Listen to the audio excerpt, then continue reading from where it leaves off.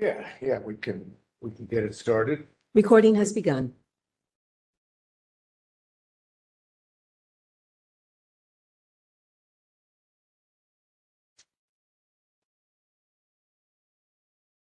Good evening. This is the April 23rd, 2024 special meeting of the Complaint Committee of the Sunshine Ordinance Task Force of the City and County of San Francisco. The time is 5:33 p.m. The Sunshine Ordinance Task Force and its committees convene in hybrid meetings that allow for either in-person attendance or remote participation. Public comment will be taken on each item of the agenda. Meeting decorum. Any member of the Sunshine Ordinance Task Force may call for decorum due to disorderly conduct of meeting participants. Persons who engage in threatening and/or menacing behavior may be asked to leave. Chair Schmidt, that completes my announcements. Let's go with, we'll start with number one.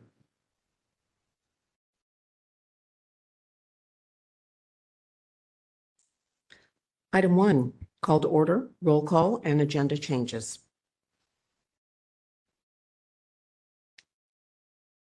We are not aware of any agenda changes or requests for them. I have not either. I hope we see not quite as many no-shows as last time. That was notable.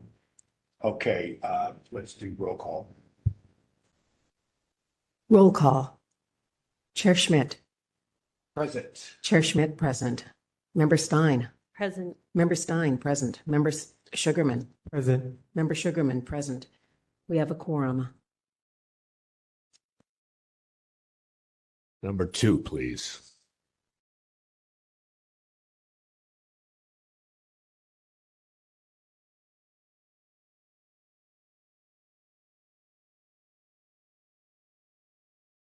Item number 2, approval of the March 19, 2024 Complaint Committee meeting minutes.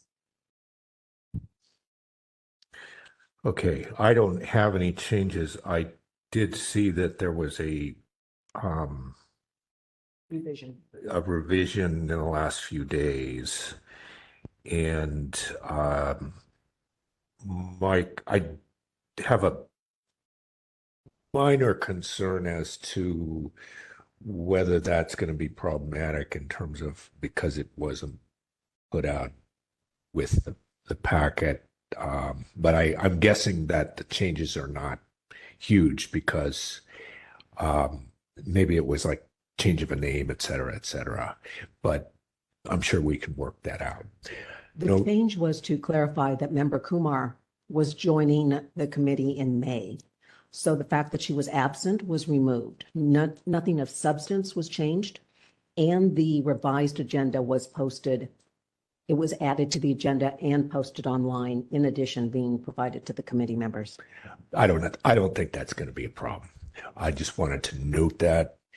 Members, any changes? Nothing for me.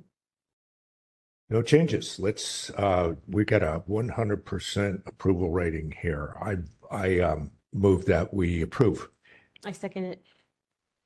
It's Member Stein.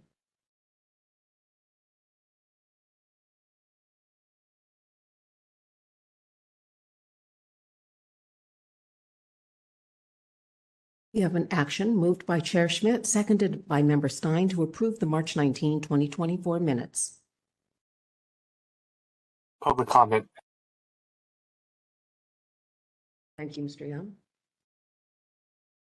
Any persons wishing to make public comment on item 2, the approval of the March 19, 2024 minutes, may do so at this time. If you're in the room, please approach the podium. If you are online and wish to comment, please raise your hand using the app or press *3 on your telephone. I'll give you a moment. Chair Schmidt, we have no one at the podium and no callers in the queue. We can then vote. Taking a vote on item 2. Chair Schmidt. Aye. Chair Schmidt, aye. Member Stein. Aye. Member Stein, aye. Member Sugarman. Aye. Member Sugarman, aye. 3 ayes, the motion passes. Let's move on to number 3, general public comment.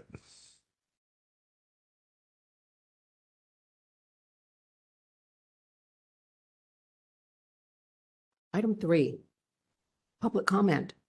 Members of the public may address the committee on matters that are within the committee's jurisdiction, but not on today's agenda.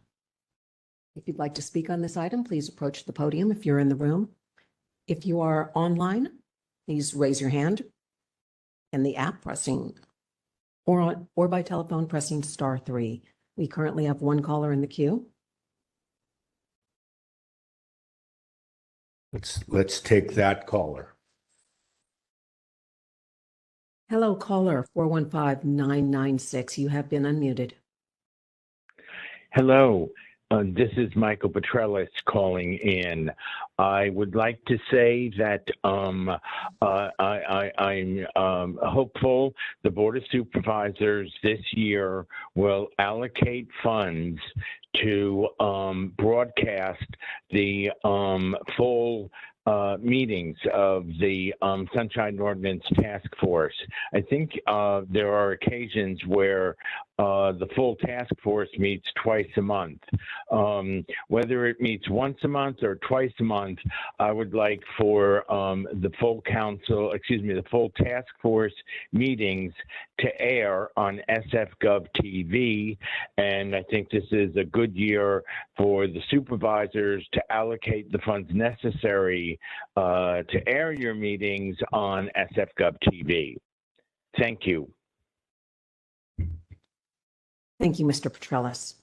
We have another caller.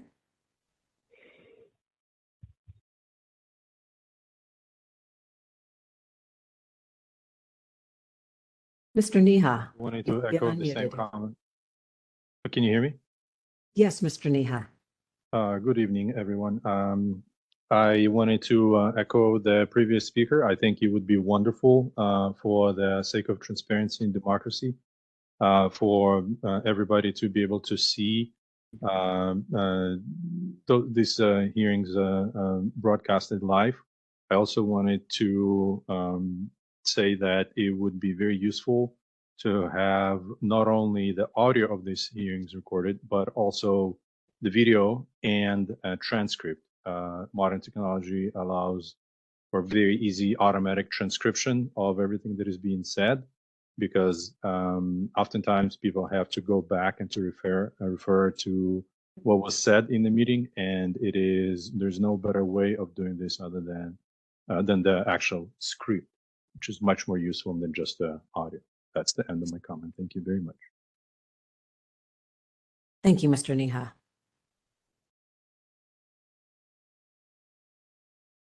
There are no other callers in the queue. All right, let's go to our first case of the night.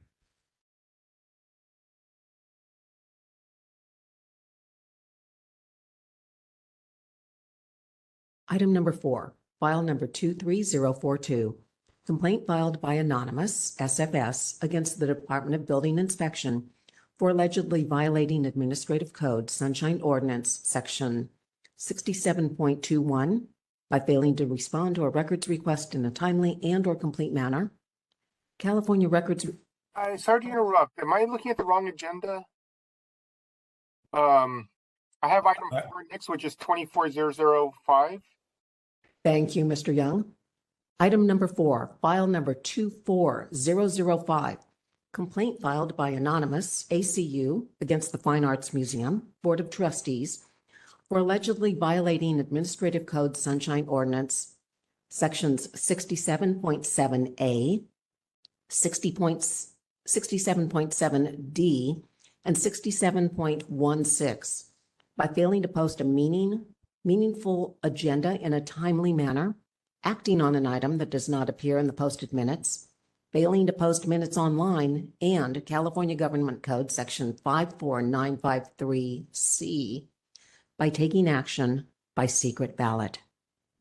This item was heard on March 19, 2024 by the Complaint Committee, and at that time the matter was continued to the April 16, 2024 meeting, which was since rescheduled to today's special meeting on April 23.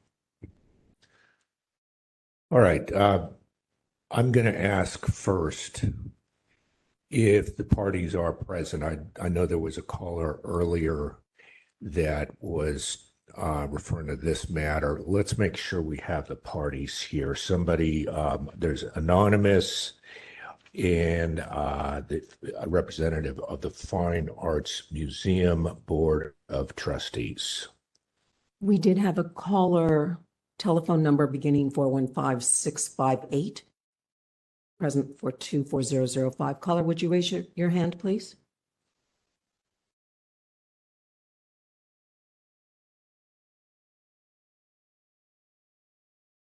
I'm going to call on this individual. Hello, caller, 415658. Are you here for item 4, 24005?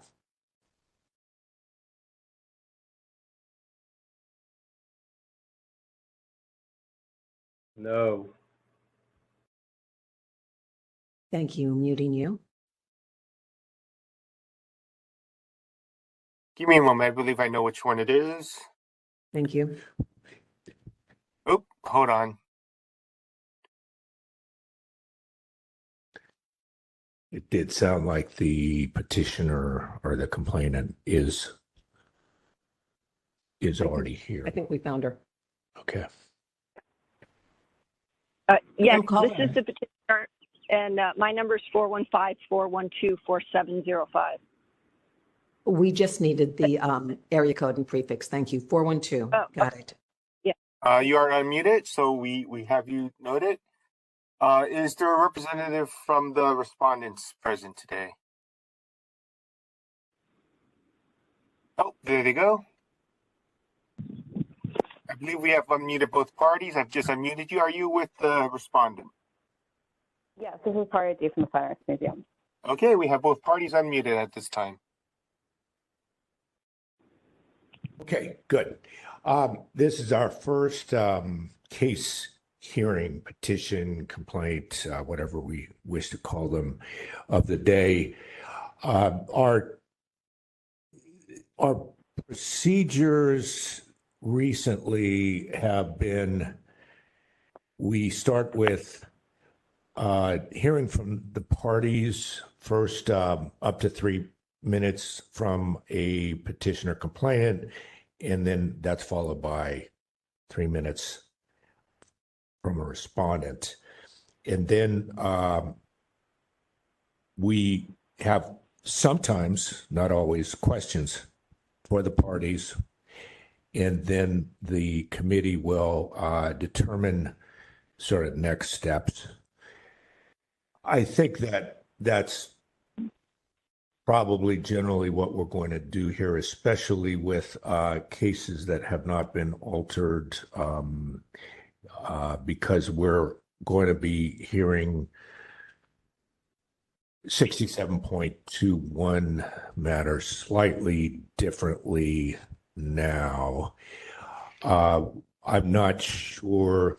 One idea I had is that in some cases we may start with some questions before the presentations, with the idea that it might make this even more efficient. And efficiency is what I'm hoping we can get here. Today we have 9 cases on calendar, and I don't want that to take a long time. And I know that everyone else probably agrees. So with that said, this first case, it is from the description of the case, it involves the public meetings aspects of the Sunshine Ordinance. And that's my understanding. So it would not have any sort of change to the way we would deal with it as the 21 cases might have. And so this sort of goes by the traditional process. And that process is, one, we don't make any final decisions here. We don't have that power. We look at whether the task force has jurisdiction over matter. We look at whether there are public records or public meetings issues. we will, in many cases, send a case to the task force, in some cases with recommendations on what we think the task force may determine, may want to determine, but we don't always make recommendations. And sometimes we will ask for further information from the parties. Depends on the case. Okay. Let's go ahead. Let's hear when we have the timer set. Let's hear for up to 3 minutes from the complainant. Are you ready? Can you hear me? Yes. Are you ready? Yes, I am. Your 3 minutes begins now. Thank you. All right. Thank you, task force members, for your time tonight. I'd like to start by saying I think you would be hard-pressed to find more flagrant and disturbing violations of open, honest, and good government practices in general, and state and local open government law specifically, than the Fine Arts Museum of San Francisco's Board of Trustees engaging not once, but twice in illegal secret ballot voting in October and November of 2009. The facts that form the basis of this petition are clear, and as far as I know, uncontested. The Fine Arts Museum of San Francisco Board of Trustees engaged in 2 separate acts of secret ballot voting in October and November of 2009, as indicated by documents they have provided regarding these events. I would also like to note for the record that the trustees engaging in these secret ballot voting included current Fine Arts trustee Carl Pasquarella and former city attorney Louise Wren. This complaint regards secret ballot voting by the Fine Arts Museum Board of Trustees in the months indicated. Nothing else.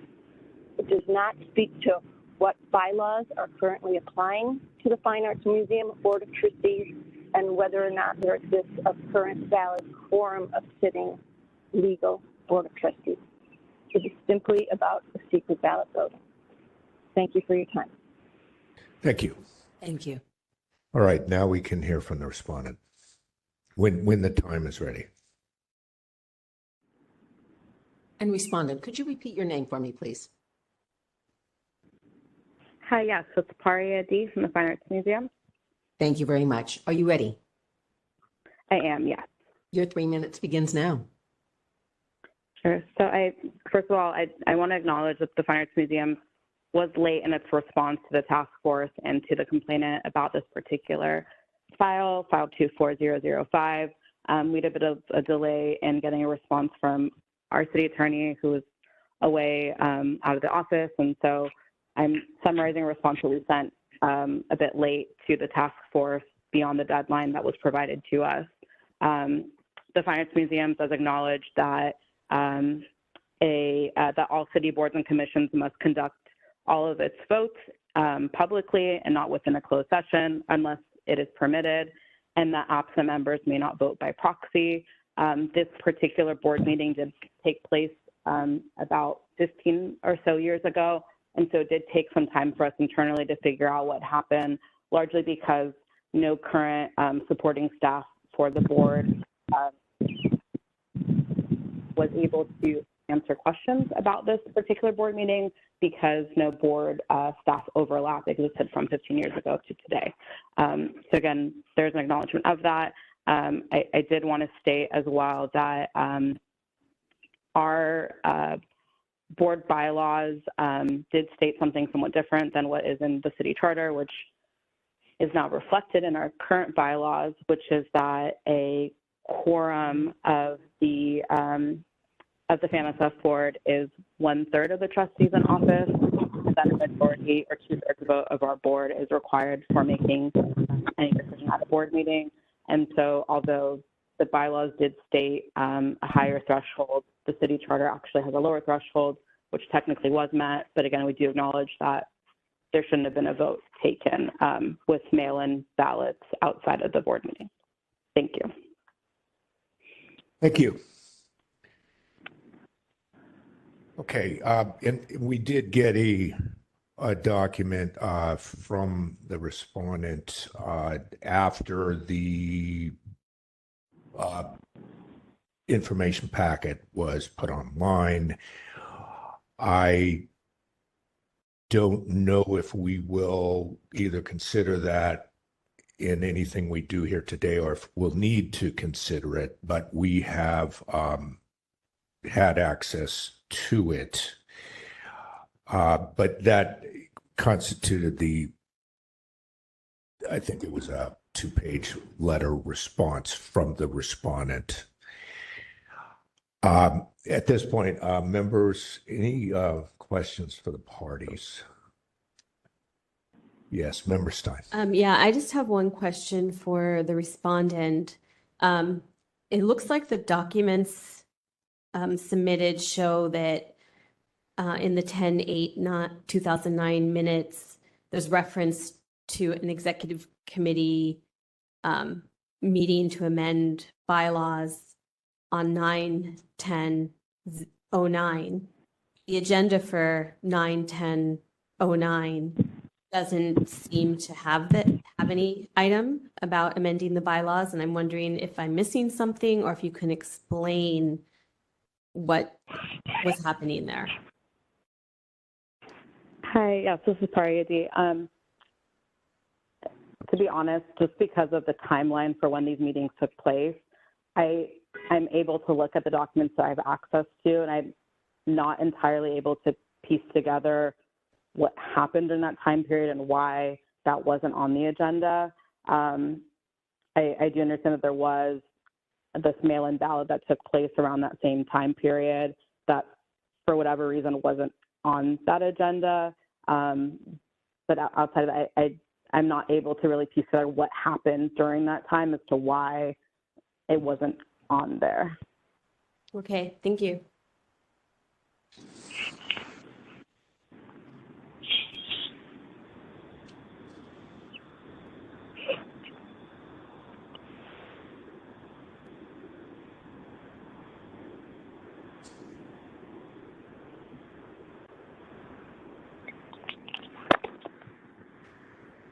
Hello.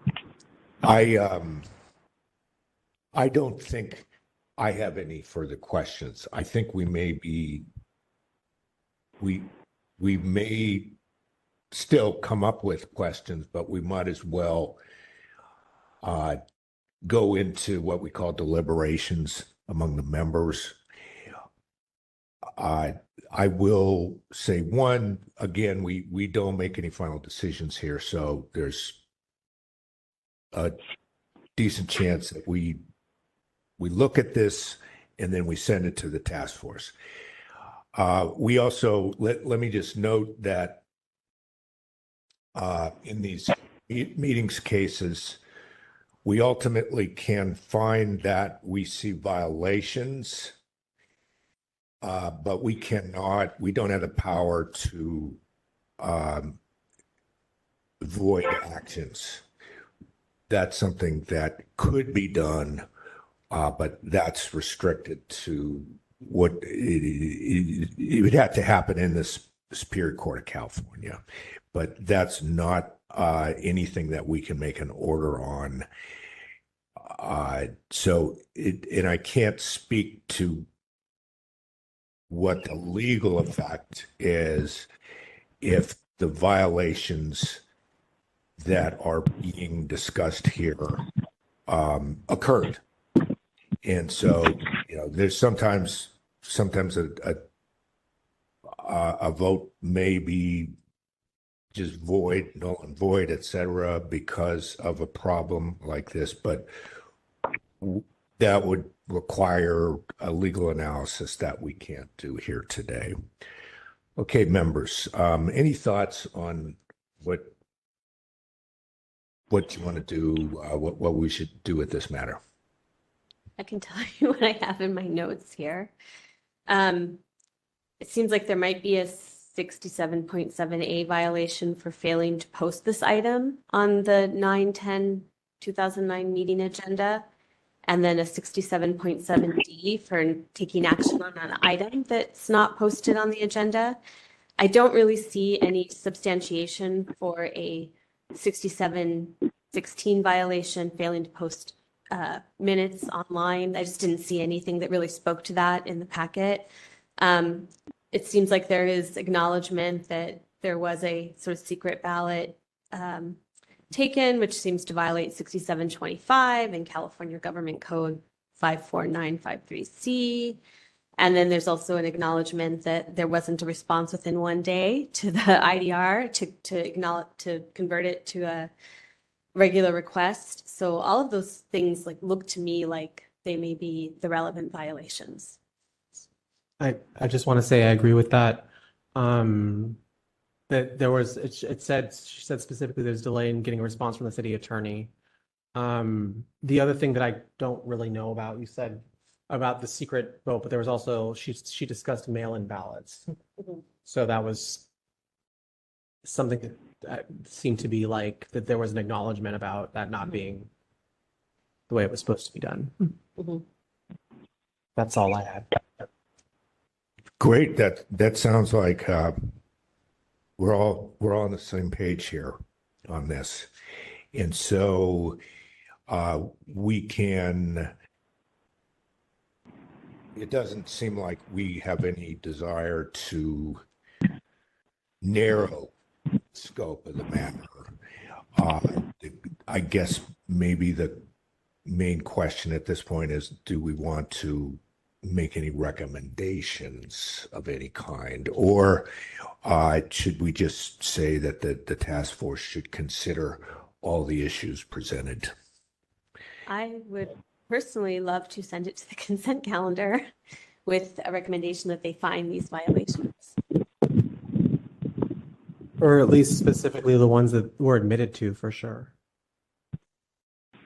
I think, I mean, I'm not saying we should do all of them, but like. yeah, I mean, I see this as well, it's a 6725 violation IDR, but I don't think to me, there's not a lot of, it seems clear. The only problem with the 25 is that it didn't seem that even though the respondent discussed the documents side of this, it didn't seem like the complaint itself was really about that process.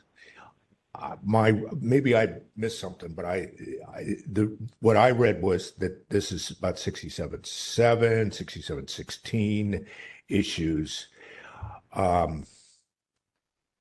It's just about the meetings themselves. I'm not sure if and so because I don't know if they really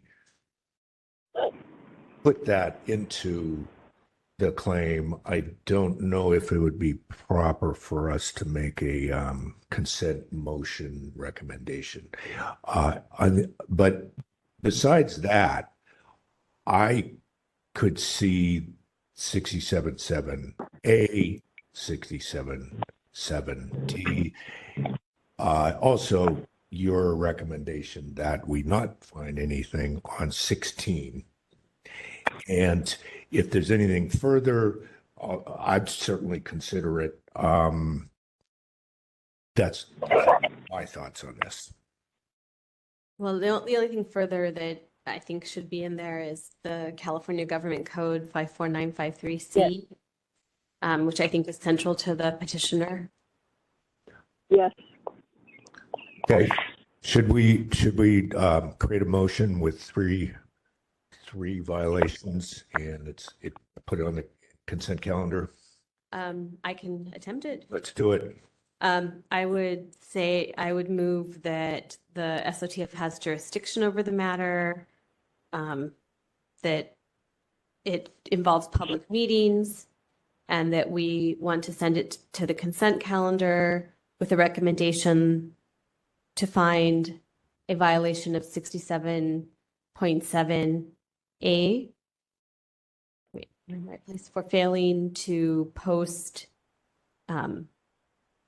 the item on the meeting agenda, 67.7D for taking an action on an item not posted on the agenda, and also a violation of California Government Code Section 54953C for violating strictures against secret or mail-in ballots.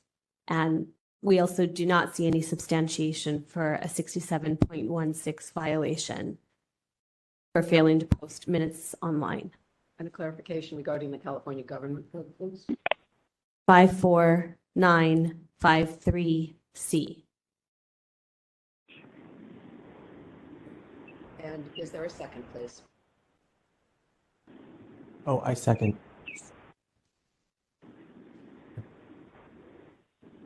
Right. Moved by Member Stein, seconded by Member Sugarman, to find that the Sunshine Ordinance Task Force has jurisdiction over the matter, that the matter involves public meetings, and to forward the matter to the consent calendar with a recommendation for violation of 67.7A, 67.7V, California Government Code, Section 54953 sub C, and no violation of 67.16. 67.16, right? Sorry. No violation of 67. No violation. Yeah, okay, got it. Yes, that's correct. All right. Public comment. Anyone wishing to speak on item 4, file number 24005, complaint filed by Anonymous against the Fine Arts Museum Board of Trustees, please approach the podium if you're in the room. If you are in the online community, please raise your hand using the app or press *3 on your phone. I'll give you a moment.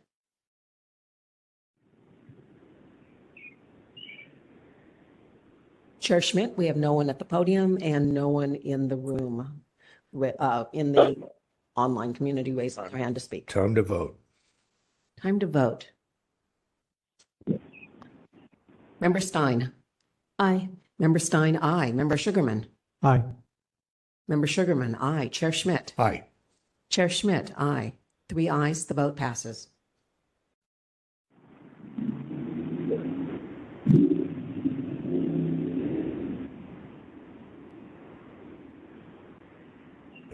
Whenever you're ready. Next item. Just to provide a summary for the parties involved, this matter will appear on the next available full task force agenda at the discretion of the chair. You will receive notice, but you're not required to attend at that time. Thank you, Mr. And it will Chair. be on the consent agenda for that meeting. Thank you, Victor.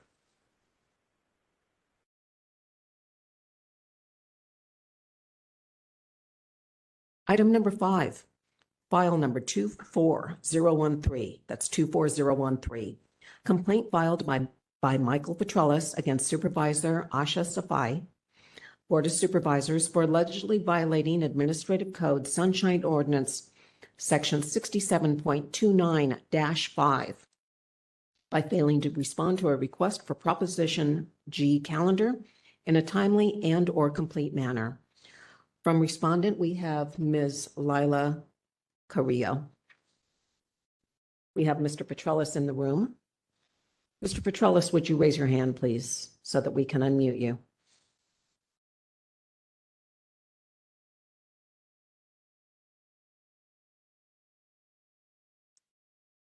Mr. Petrellis, is this you at 415-996? Yes, indeed, it is me. You are unmuted. All right. Just before we hear from the parties, this is a Prop G calendar case, and it's not under the new priority rules, but it still is subject to possibly being put on a consent calendar. With that said, we can hear from the complainant when Ms. Peterson gives you the indication that she's got the timer going. Mr. Petrellis, are you ready to begin? Yes, I am. But tell me what the time limit is again for this presentation. 3 minutes. And Thank you. I'm ready. I'll give you a 30-second warning. Your 3 Not minutes. necessary. I'll start my stopwatch. All right. Your 3 minutes begins now. Hello, this is Michael Petrellis, and my complaint against the supervisor is not the first complaint against Safai.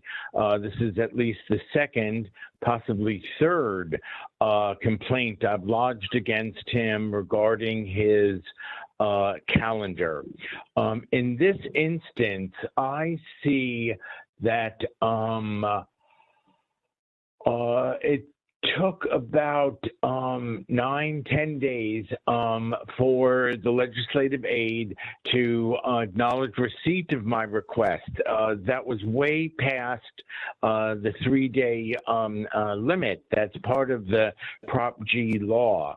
I very much feel that the supervisor has put the legislative aide out there to take responsibility for his lack of commitment to sunshine. That said, the documents have finally been provided to me. They were provided to me, but not in the time period required. And finally, I want to say thank you to this committee and the secretaries for this task force for processing this request so quickly. It's barely a month old. That is all I have to say. Thank you. All right, now we can hear from the respondents. If you could come to the podium, please. Let Yes. me know when you're ready. Okay, I'm ready. 3 minutes. I'll give you 30 seconds. Good evening. My name is Lila Carrillo. I'm a legislative aide with Supervisor Safai's office. At the time of the complaint, and until recently, I was serving as his scheduler as well. So as Mr. Petrellis noted, I did not respond within the time frame that I believe was, and didn't respond with the produced documents or with a calendar. I did respond according to what I was advised by the clerk. I did seek the clerk's support. This is the first response that I've provided to a sunshine request. So I believe that the response was timely, but I was supposed to ask for an extension so that I could produce the documents. And that's the part that I did not do, but I did produce the documents and started working on them in earnest as soon as I did actually see Mr. Petrellis' second email to us, essentially to, I believe, the task force, noting that we had failed to respond or to acknowledge receipt, which we did because I didn't see it until afterwards. But in essence, again, it was done in earnest as far as not seeing the original request. Unfortunately, as much as we tried to avoid emails falling through the cracks, this one did. I missed it, and as soon as I saw the second email that he sent, I made every attempt possible, and I believe that I got all of the documents. And I sought the support of our clerk to make sure that I submitted the information accurately. Thank you. Okay, so now we may have some questions. And go ahead and stay at the podium. I don't think we'll have a lot of questions here, but members, any questions? Okay, I do have first, I will ask the respondent, without regard to time, et cetera, you said that you have responded. Do you believe that the documentation that you have produced to Mr. Petrellis is in compliance with all the requirements of 67-29-5? I believe so, yes. I emailed it to Mr. Petrellis, and we didn't hear back that something was inaccurate I also made, again, every attempt to consult with our clerk for advice, who essentially guided me. The first documents I was going to produce actually were going to be inaccurate, so I'm glad that I did seek the help of the clerk to make sure that I did get all of the information possible. Okay. All right. When you said that the clerk, do you mean the clerk of the board? Yes. Oh, Yeah. I got it. Got it. Okay. Mr. Petrellis, substantively, are you satisfied with the production? Yes, and I am looking at what was provided to me, and these are comprehensive records that I believe are in compliance with Prop G. So just to repeat, the issue is one of timeliness. Thank you. Okay, members, this one looks pretty straightforward, I think. I'm glad that the substantive, Do you want to add something? Go ahead. Yeah. I just have a quick question for clarification. I believe that in terms of the timeliness of it, if I can get clarification around the days, I know that Mr. Petrellis has quoted that there's the 3 days, but as I understand, it's 10 days to respond, and with a possible 14-day extension if requested, which means 10 business days or something to that extent. Did I misunderstand that?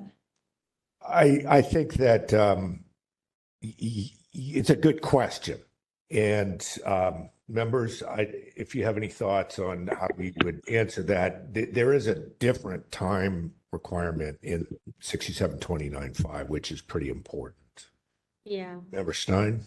Yeah, so I guess there was a separate ballot measure passed that said that all supervisors are supposed to keep calendars that can be available to the public within 3 days of being requested. So it's kind of a special class or type of information and doesn't fit with that 10-day time frame. Like those calendars are supposed to be there and ready to go almost anytime the public requests them. Okay. Thank you. And Mr. Petrellis is one of our outstanding citizens who has taken it upon himself to try to see if the departments are in compliance on this, and they've they have moved the needle. They've seen a lot of situations where people didn't even know about the requirement, and so there's been a lot of I think progress made. There's more progress to be made, but by bringing these actions before us, it has enlightened people on what they need to do to have these calendars continually being maintained, let's say. And it Yeah. does sound like it was the first time that you've dealt with this sort of request, right? Yes, but it definitely has been, to your point, Chairman, it was very much a learning.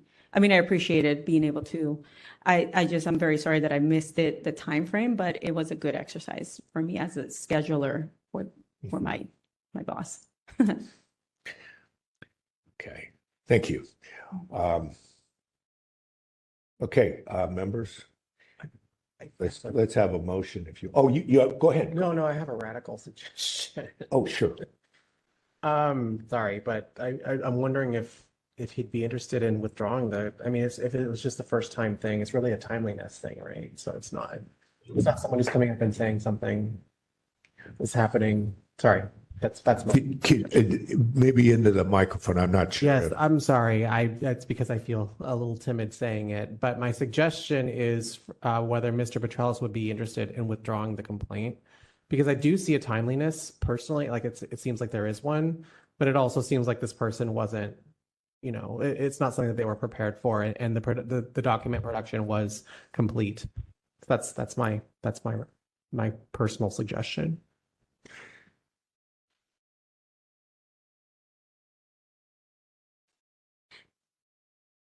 I'm open to anything that we have 2 votes on. I would lean toward, I think the reason I lean toward putting this on a consent calendar as a timeliness violation is because Mr. Petrellis did also note that this is not the first time he's he's asked for Supervisor Safai's calendar. Yeah, from this office. Yeah, and so maybe if it was a first time deal, I'd be a little more inclined to that.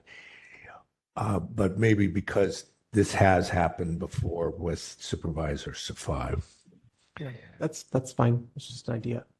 I was gonna say, I think this has also happened with other supervisors in part because it seems like there's like a lot of turnover among the aides, or they move on to other things, and then there doesn't seem to be a passing of information around fulfilling sunshine requests, particularly around the calendars, which have a 3-day turnaround time, or the immediate disclosure requests, which have a 1-day turnaround time.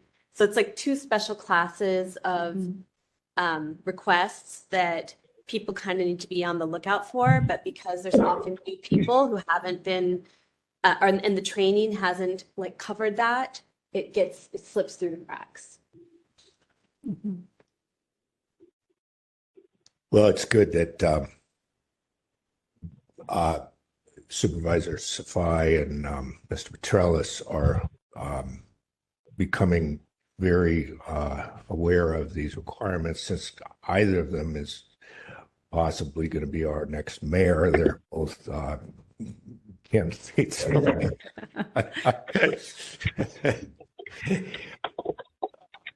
Member Stein, do you want to make a motion? Sure. I would say, I'm trying to follow this sheet again, that I would move to find that we have jurisdiction over the matter, the requested records are public, and send it to the consent calendar with a recommendation to find a 67.29-5 violation for timeliness.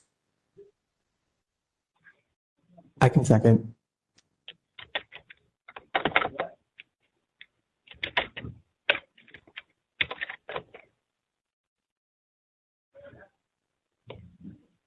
Moved by Member Stein, seconded by Member Sugarman.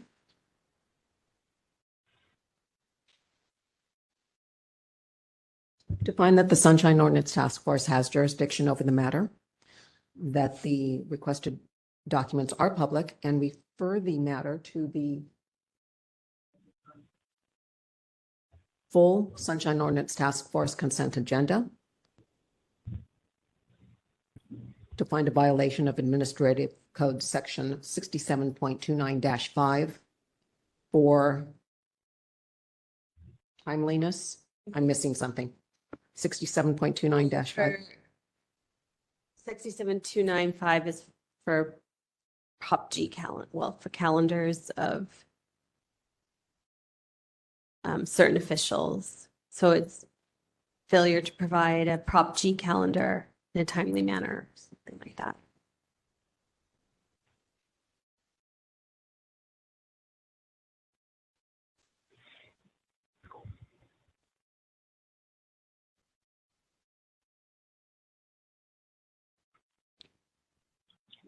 Finding a violation of Administrative Code Section 67.29-5 for failure to provide a Prop G calendar in a timely manner. Yes. Any public comment? Any members of the public in the room, please approach the podium if you have a comment on item 5. If you are a member of the call-in community, please raise your hand using the app or press star 3. We'll give you a moment. We have no one at the podium and no callers in the queue. Okay, let's have a vote on that. Member Stein. Aye. Member Stein, aye. Member Sugarman. Aye. Member Sugarman, aye. Chair Schmidt. Aye. Chair Schmidt, aye. 3 ayes, the motion passes. Okay. All right. Thank you. Thank you all for attending. Yes, thank you. Thank you. Item 6. Yes. Item 6, file number 24001, complaint filed by Rosa L. against the Department of Public Health for allegedly violating Administrative Code of Sunshine Ordinance, Section 67.21, by failing to respond to a public records request in a timely and/or complete manner. We do have, in the room, we have Victor Lim, the Assistant Director of Public Affairs for the Department of Public Health. Is Rosa L. Present online, since nobody's here in the room? Checking. Hello, caller 650-353. Are you Rosa L? Yes. Wonderful. Can you hear me? Yes, we can. Both parties have been unmuted. Great. Okay, so we have, of course, read the paperwork, and so we do know the substance of the case already, but this is a chance for both parties to speak to your case for up to 3 minutes when the timer is started. Complainant, are you ready? Yes. Your 3 minutes begins now. Yeah, so first of all, just want to acknowledge that I am complaining based on the completeness clause rather than the second clause. I acknowledge that the request was acknowledged within 10 business days, just under the wire. And so I jumped the gun with that component of the complaint, but the completeness component of the complaint remains. So the request, as y'all have read, is for any policy documents, records, meeting notes, communications, et cetera, about encampment resolutions involving active COVID cases, and then including a specific case in 2021 as an example, and a specific that I wanted some records about. In response, I've received 5 records. One is a copy of the Tenderloin plan. It's a 2-page Google Doc type thing. One is like a bulletin, and then there's like 3 emails or so. That does not make sense to me, given that I've requested communications about a major pandemic and its relation to homelessness. So I tried to request a couple of times in the emails on the next request, kind of being like, hey, is this really all y'all got? Because this doesn't seem right, especially because none of the records I got related to the specific Cedar Alley case that I linked to. But also just, there should be, I imagine, lots of communications about encampment resolutions and active COVID cases. And so I'm just concerned that this was not a thorough attempt to respond to the request. Thanks. Thank you. Thank you. Okay, when our timer's ready, we can hear from the respondent. Mr. Lim, are you ready? Yes, and I'm ready for video if you folks are seeing me too. Do you have visual also? Or yeah. Your 3 minutes begins now. Okay. Thank you. This is Victor Lim, Assistant Director of Public Affairs with the SFDPH Department of Public Health. First of all, thank you for bringing this case to the task force today. Number one, I want to just appreciate Rosa L. for acknowledging that we are not going to discuss about the timeliness. I think that's great. So going back to the completeness of this request, we would like to note that we did ask staff and our IT department to run a specific search for certain terms. First of all, we asked on the 22nd of January that to specify their request to refine it, and it was very broad.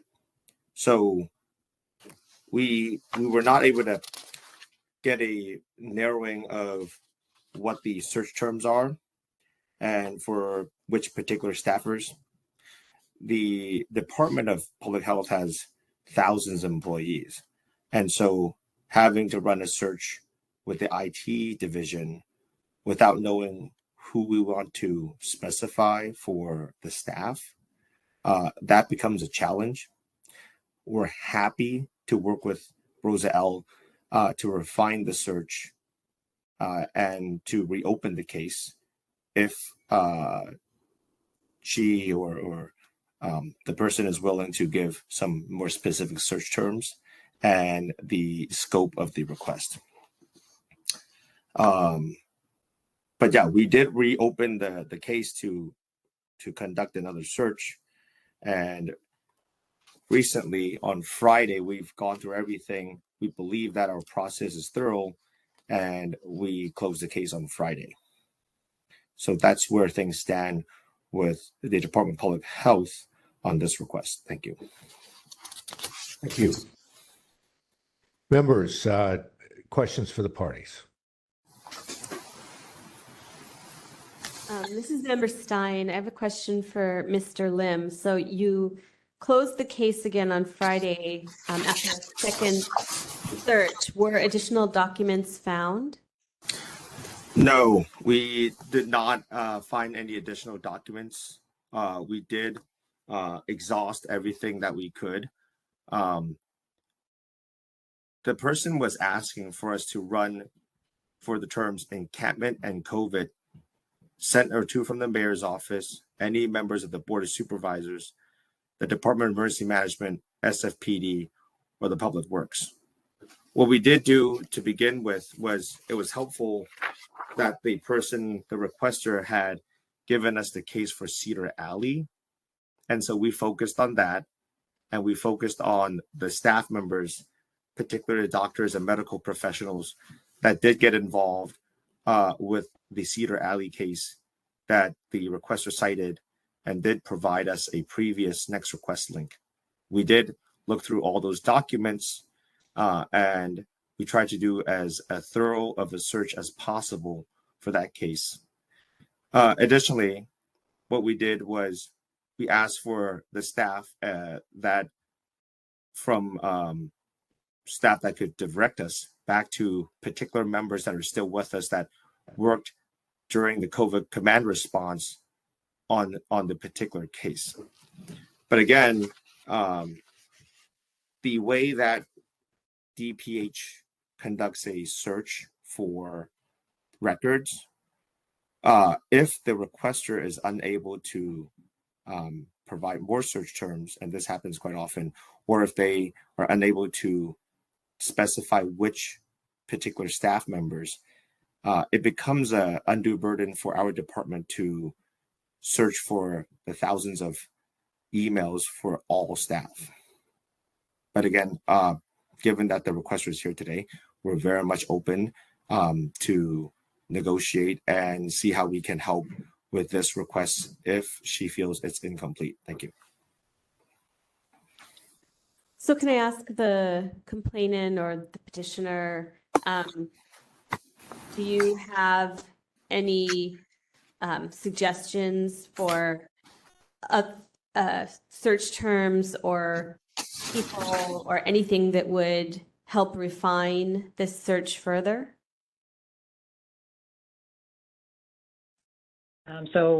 First of all, my name is Rosa and my pronouns are she, her, just for clarity. I guess the first, questions I would have are if a search was run into the Cedar Alley case, why are there no responsive records? Is there nothing with the search term encampment or COVID related to the Cedar Alley encampment case, because nothing was released. So that would just be one concern that I would love the department to address. And then in terms of specificity, I was requested to narrow down the original request, which I did. I responded on January 19th, narrowing it down. and then was told to refile, but then I said, I would like you to just maintain this case. And then, so I don't know, I feel like I already did narrow it down. At the very least, I'm still confused, for example, if it's just the mayor's office, how it just doesn't make sense to me, even if you just searched like the heads of DPH and the mayor's office, why there aren't any documents coming back with the term encampment and COVID. So maybe it would help, because I'm like, if I narrow this down more, I would expect to get less, like fewer released. So in other words, it would be different if the department had released to me like 100 documents and they were like, this is taking forever. Like that's what DPW does, right? Like, hey, your search is too broad. When we did a search and it's like, we've come back with like thousands. It'll take us like 6 months or a year to redact this. And I'll say, oh yeah, that's ridiculous. Let me pare that down more. We work together, right? But in this case, I received 5 documents with this broad request and not an explanation saying you received those 5 because we kind of gave up because the request is too broad, if that all makes sense. So that's kind of where I'm coming from here. So can I just ask for clarification? So you, the idea was to search for like a particular street or Cedar Alley, I'm not sure what that is, along with the terms COVID and encampment. You were suggesting all 3 together, and there should have been more documents than 5. And with those 3, or are you saying that you were just asking them to search? Because I get the sense from Mr. Lim that asking for a search of COVID and encampment may be too voluminous. Yeah. But was it just COVID and encampment, or was it COVID and encampment along with Cedar Alley? The original request, sorry, it's just not an either or, so I'll just clarify a little bit. So the original request was provide any documents, records, et cetera, blah, blah, blah, about encampment resolutions and COVID, including the Cedar Alley case, right? Including but not limited to. And then the department said, hey, that's too broad. Can you narrow it down, kind of thing? And so I did narrow it down. I gave them specific search terms and specific, departments and things like that. So that's how we narrowed it down. But I was originally requesting for both the Cedar Alley case, and the idea was cases like that, right? So cases about using these search terms, right, like about encampment resolutions and active COVID cases to provide, analogous documents. But again, my concern is that, like, typically if the results are too voluminous, there's a lot of them, presumably, right? And so if the department is saying, we have a ton of records waiting to release to you, but it's going to take us too long to fully find and redact them, then that's one thing, and I would want to work to refine that. But as far as I can tell, the burden's being placed on me to submit a third request refining things, but I don't understand how this only provides 5 documents. That doesn't instill a lot of faith in me that we would find more. Okay, and then for Mr. Lim, you said that you asked staff in the IT department to run searches. Yes, if I may respond. Yeah. So, number one, just for the record, the requester that they identified in the request was under a name Emma Goldman, but the complaint is coming from Ms. Rosa L. We acknowledge this is an unusual case where the complainant and the requester do not match names, but that's okay, right? Number 2, when we asked, so yes, the requester, and I'm looking through our records right now, right? The requester did provide us some terms, but again, we were asking for, and maybe we weren't clear, and this is the first time that we've heard it right now in this discussion, which is very helpful. We had to determine which staffers we want to limit it to. And Dr. Deborah Bourne was one of the leads at the time under COVID command at Moscone Center. That was a lead person with this case. And we backtracked from there, right? However, if now that Rosa L is saying, she's saying that she wants the department leaders, we could probably discuss online here or offline later to define which other individuals, that because that's the missing piece for us at DPH to conduct a proper search. I think I can't speak for DPH, but the way that, for DPW, the way that the Public Works Department pulls records is separate from the process that we pull records here at the Public Health Department. And I'm happy to work to look back at the specific individuals to rerun it. But the way that IT runs these searches, there are several things that's necessary. Number one, we need to limit to specific staff members that are identified. That was never identified. Number two, we have to have the search terms, which Rosa did, or I should say Emma Goldman actually did provide a follow-up. But without all the variables, the IT team is unable to just blanket search thousands of staff members at DPH. Does that make sense?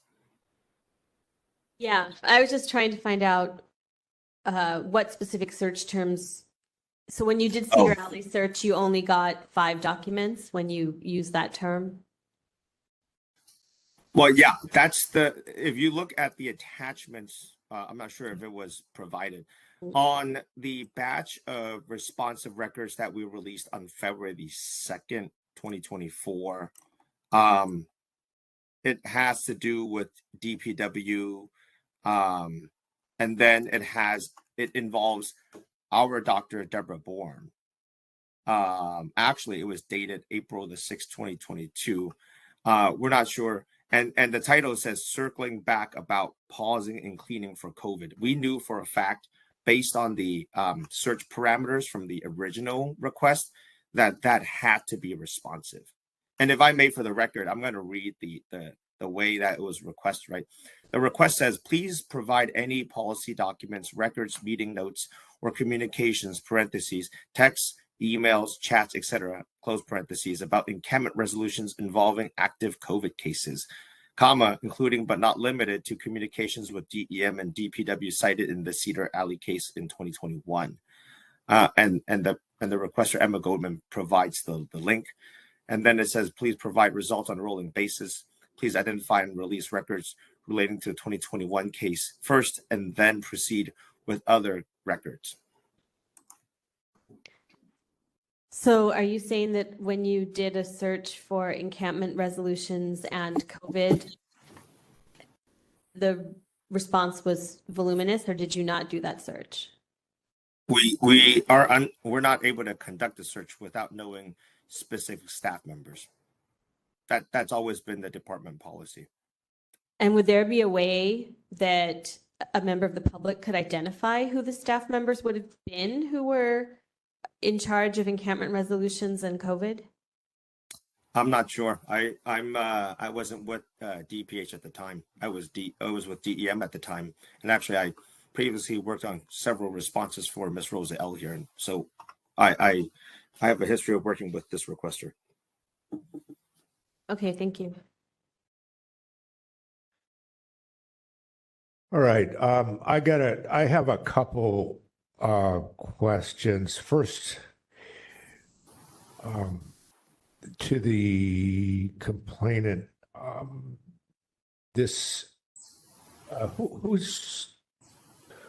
who is Emma Goldman in this situation?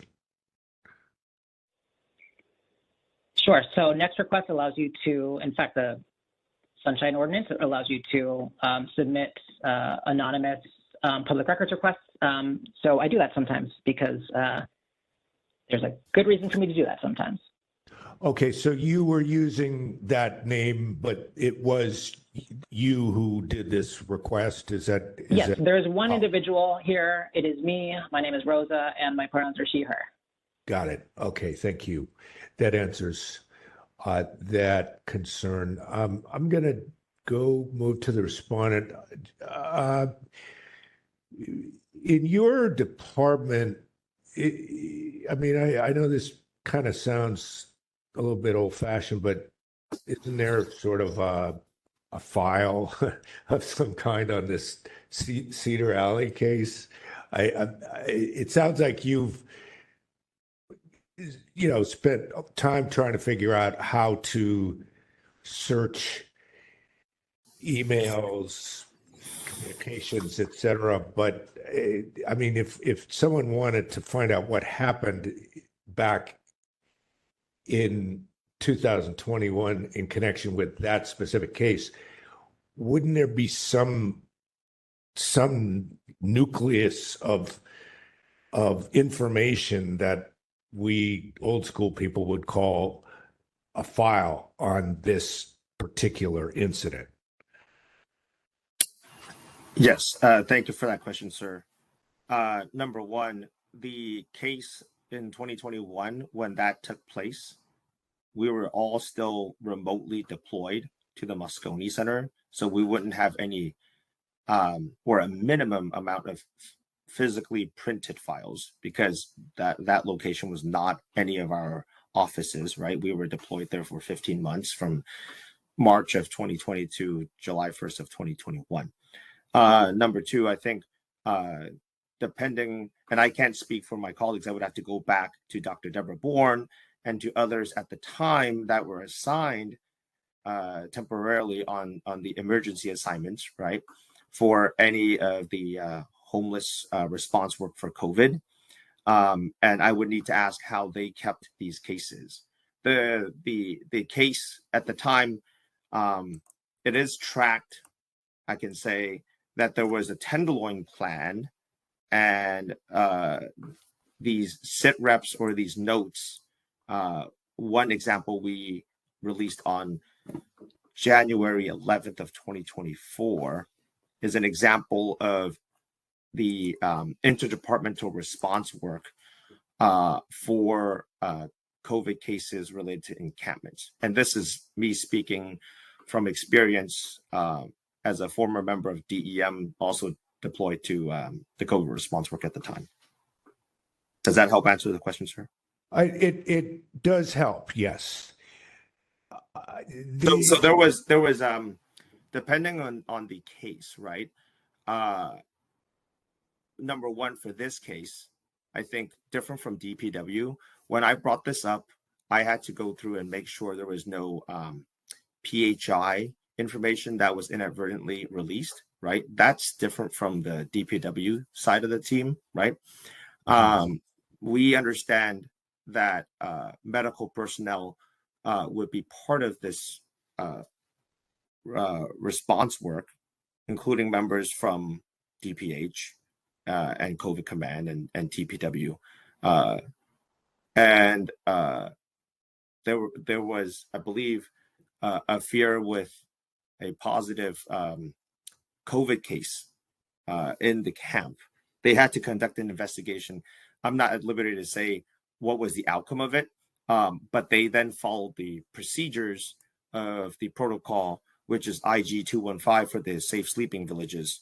That document was released and uploaded on January the 19th, 2024. So we're trying our very best to locate, I think, the members that worked on this case and potential files electronically, because I'm just helping to shepherd the case or the process of records, right? I don't have direct access to any of these records myself. So hopefully that helps to explain how we try to go back to cases like this, especially during the unique time of COVID Command. Okay, so you don't know of any sort of a central, I'll call it a repository. It doesn't have to be a physical file desk, but some kind of a server where people within DPH can go if they need to go back and find out something about this particular incident. You haven't quite yet located that type of central repository. Is that accurate? I cannot speak to confirm if there's such a depository right now, right? Because I wouldn't know. However, I would say from a process standpoint, by 2021, most, if not all, of the city employees became very familiar with using Teams and the various Microsoft products, right? So as you may remember, it was very much of an evolving time with using remote technology, right? And with this response work, what I think Rosa was requesting, or is requesting still, right, is a combination of both documents that may exist on particular staff members' emails and or documents that need to be shared amongst others, and that would have some form of shared and centralized depository on the cloud. Does that help to answer your question, sir? Okay, so you're thinking that there is some place somewhere on the cloud that maybe some documents that have relation to this Cedar Alley, that they're located somewhere together on the cloud. Yeah, that could exist. However, again, we are only responsible for responding to documents in the possession of DPH, right? Oftentimes, these folders may have documents that are created by non-DPH staffers. I'm not saying for this particular case, right? I did make phone calls to staff to follow up, to understand better this case. And at the time, it sounds like in January, in early January, and mid-January, when we were actively looking at this case on the first round, that a lot of this was alerted via email and official channels through email. So, but that again, I'm happy to go back to our colleagues to ask specifically if there is a file or a specific folder where it's where they place the 126 Cedar Alley case or similar cases. And again, I think Rosa mentioned about similar cases. Given the nature of how we process PRAs, we do not ever try to assume what the requester is asking. That we did not get the impression the requester under Emma Goldman at the time was looking for similar cases, right, to specifically 126 Cedar Alley. We were trying to be, without getting all the focus or the narrow of the scope of the request, I think we were trying to do our best to first begin with the 126 Cedar. And then we looked into the terms with the staff members assigned to homeless COVID encampments. Okay, a couple of follow-ups on that. One is, did you yourself, you're the primary person who is responding to this particular public records request at this time, is that correct? Oh, when this was submitted in late December, yes, it's myself and one other staffer. Okay. Yes. And did you ever actually see any documents that raised a concern that producing them could affect somebody's right to medical privacy? So, did you see any specific documents, or did you not search in certain places because you were concerned about finding such documents? No, our process here, sir, is that we first conduct the search, including any documents that may involve PHI, HIPAA protected, personal privacy, public safety information, right? Once we locate all those documents, my staff goes through a first round of review for every single page of the documents that may involve any legal citations for the proper redactions, withholdings to protect those areas of privacy. In the batches of documents that we released, including the one on March the 13th of 2024, and also on February the 16th of 2024, we had to redact certain names of the locations of the sites, but we do not per se not search because there's a concern of HIPAA or PHI. It's actually the other way around, right? And we have to also check with so like, for example, the outbreak name for those cases, we were given instructions to redact that personal information. Okay, so you did that here, and you've produced redacted documents to the petitioner, correct? Yes, and the proper legal citations were noted on the general response following each of the releases of the batches of information. Okay, so that those batches that have been produced, could you give me a ballpark on how many pages you produced? That Sure.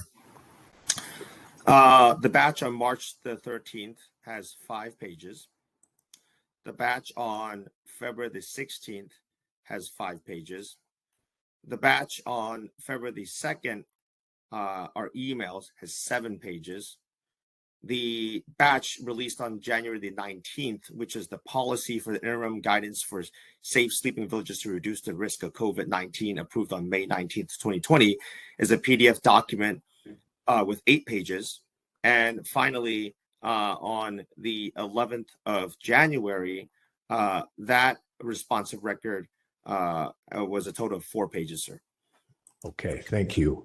And just another follow-up on a different part of what your answer raised is, you said in referring, we're just using the cloud, this metaphor of the cloud, but that certain documents could reside on the cloud. It seemed like maybe you were saying that those would not be subject to a public records request because they're not held by the city. Am I getting you right there? That I was trying to give an. Oh, sir, let me clarify. I was trying to give an example. Okay. So, in this case, right? I don't know how they worked in this case, but there are certain areas of work. Let's say it's interdepartmental. It may require several departments and staff from several departments to work on a response work, right? Technical and Linkage Center or something else, okay? That team could create a shared folder where all these staff members from the different departments have access, right? Does that make sure that's there? Then when, let's say, you drop a Word document or an Excel spreadsheet, it indicates who the creator is, and it would be associated with their work email and the department 3-letter suffix, right? And so what I was trying to say as an example, and not knowing how they handle these cases, the files for this type of work here, right, is that there may be multiple files in a shared folder on Teams, and part of these are directly owned and created by DPH staff members. Those we would for sure have to release. Okay. Does that? Yeah, because we created those. If it's in that situation, if there are other files that in the shared folder we have access to, but we did not create those, we would notify the other departments and say, you may see that we will refer the requester to your department, and you may have to have responsive records for that situation. That's a unique situation. Okay, but that's not something that you yourself encountered in regards to this particular request? No, because I was never given any access to any specific folder just for the 126 Cedar Alley case. Okay. And it wouldn't be appropriate for me to do so because there may be PHI, HIPAA, medical information that I'm not per se a medical personnel. I'm in the public affairs division for DPH. Great. Okay, thank you. I just have one question to Rosa L. at this point.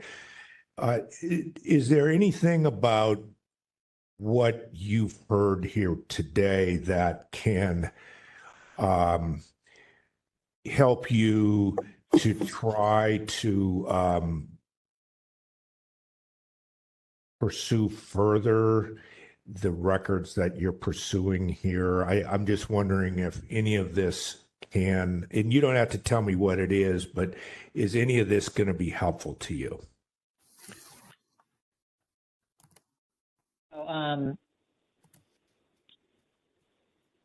I'll start by saying, because this is relevant, it's not actually, it was never actually told to me that DPH needed specific mailboxes in order to continue running the search. Like if you look at the next request, that was never said. So it was never written. So at least as far as I can tell, maybe I missed it. But from what I saw, it was like, hey, can you narrow this down? And then I did. And then they released 5 documents, and then they closed it. So that's. I just want to specify that because right now the reasoning is being given that like I did not sufficiently narrow down according to this need that DPH has, but I was not informed of that need, and that need doesn't apply to other departments that I typically file a public records request to. So I think that knowing that need will help me now, so I can do the work of, now narrowing it down a third time. It does concern me that it's been a long time now since December, but I still have only received 5 documents, but I can do that. I will say it also concerns me that because DEM, the requests that I've filed, we had a complaint about that in front of this committee previously, and a lot of those requests took a very long time or were ignored entirely. And I think that those requests were from before DEM's current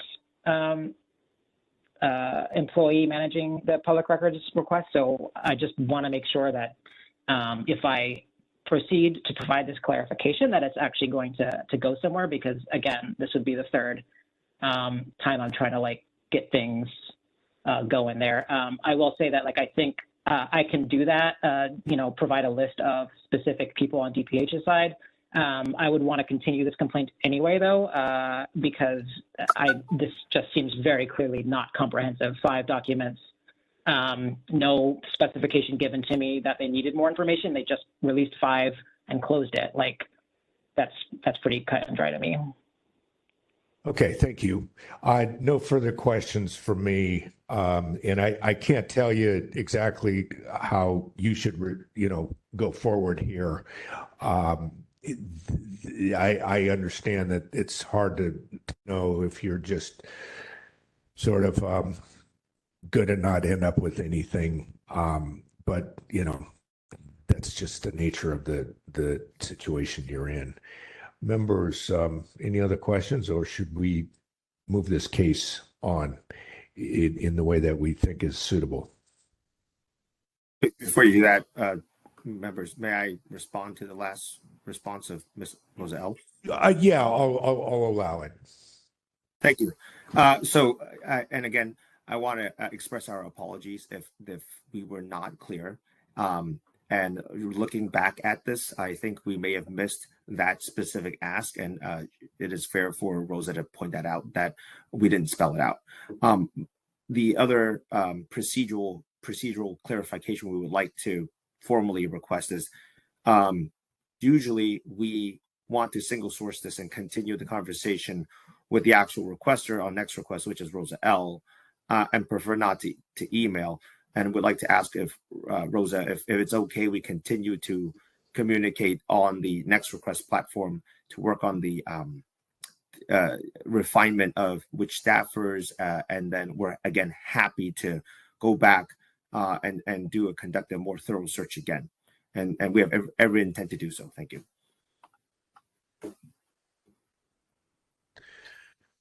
Okay, for our purposes, it seems like they are going to continue to try to get more documents produced.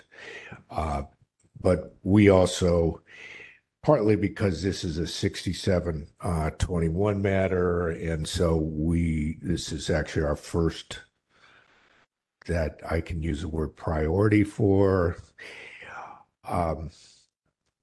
we probably should seriously consider whether we move this forward on to the consent calendar, or can we come up with a recommendation that's not consent, or should we just send this and ask task force to look at it and decide?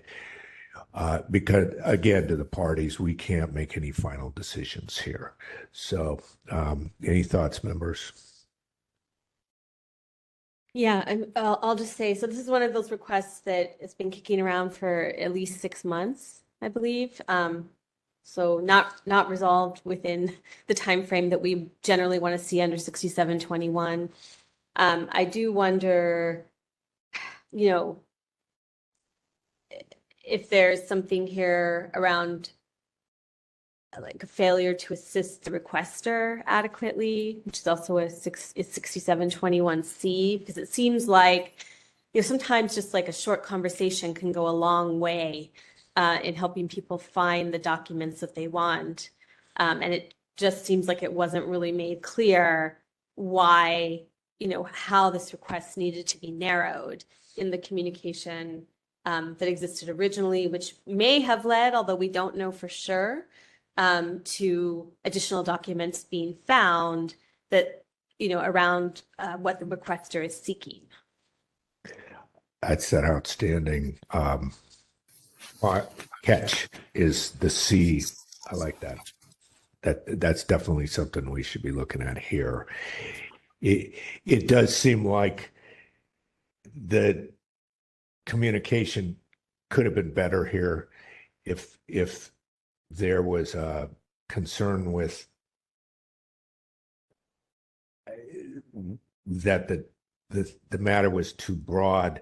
It seems like you got to kind of tell the requester how it's too broad, why it's too broad, and you've got to have a conversation about, well, how do you make it not too broad, as opposed to putting it all on the requester to figure out a way that they've got to narrow it to help you. And C should be, this is definitely a 6721C case, in my opinion. Yeah. Well, it doesn't sound like the requester is really seeking necessarily a timeliness violation here.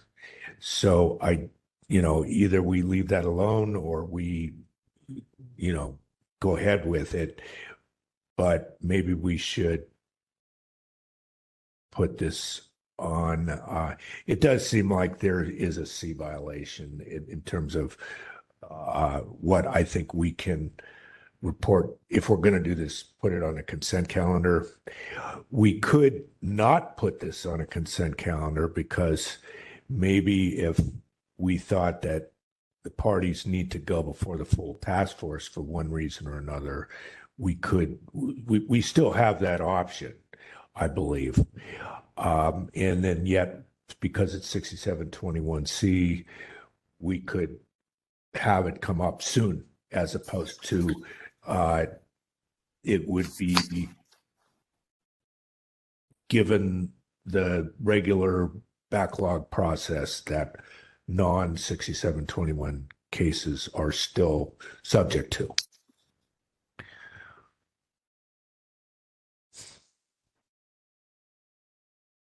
Do you want to make a motion? Let me try. Let me try, and please. No, it's okay. It's okay. Oh, go ahead. Go ahead.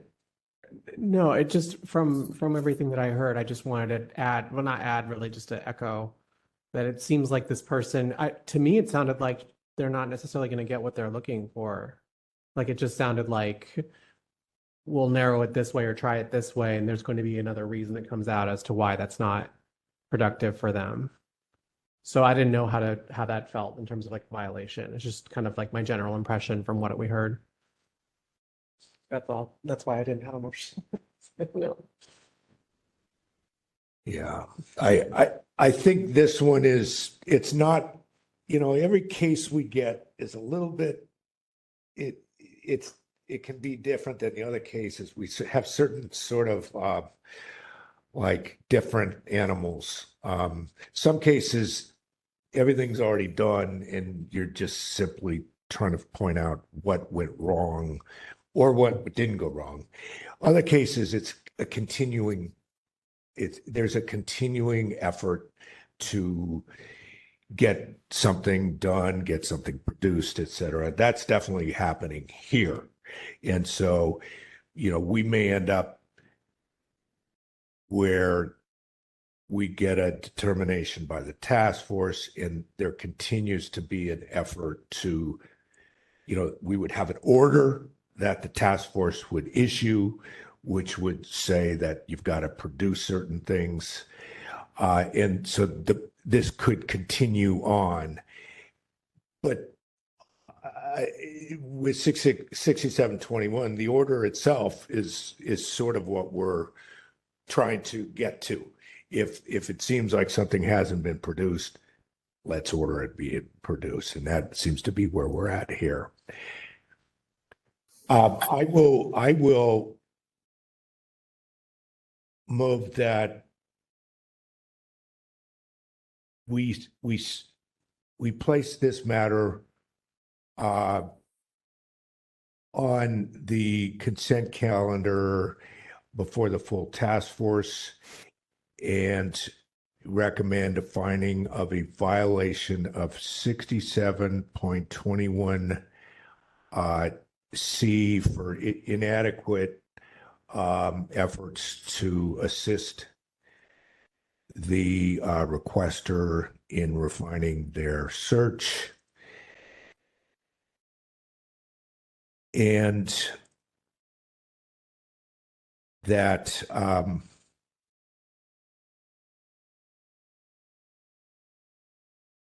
Chair Schmidt, can I make a suggestion? yes. If you would like to have the Compliance and Amendments Committee follow up on this, you can ask the SOTF refer to Compliance Amendments to follow up on the order determination, but you would need to add what we're asking public health to do. Yeah, thank you. Thank you, Victor. You're absolutely right.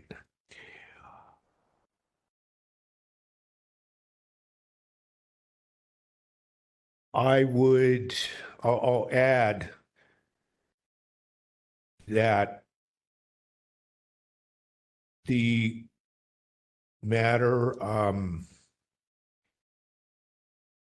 well, first, that there be an order that further documents be located and produced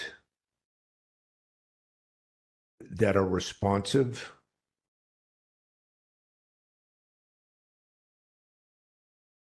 And then lastly, that the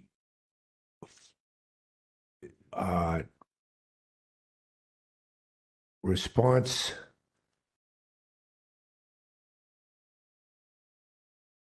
and refinement process be reviewed after the order by the Compliance and Amendments Committee and sent to that committee.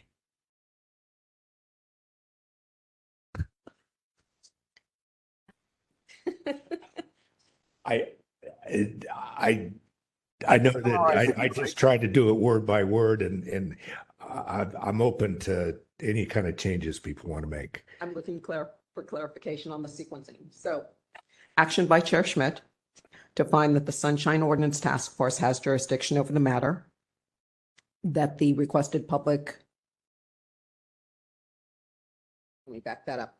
Documents, public. The requested public records, that the requested records are public, and refer the matter to the consent calendar of the full Sunshine Ordinance Task Force with a recommendation to find a violation of 67.21C for inadequate efforts to assist the complainant in refining their search, and that there be an order that further documents the located and produced documents that are responsive, and that the response and refinement process be reviewed after the order by the CAC. And can I just ask for clarification? So when you say further documents be located and produced, this is contingent on the petitioner providing a list of names of employees that can be searched. Is that correct? I wouldn't. Well, first I'll say thank you, Ms. Peterson. I think you got the essence of how I had stated it. Thank you. And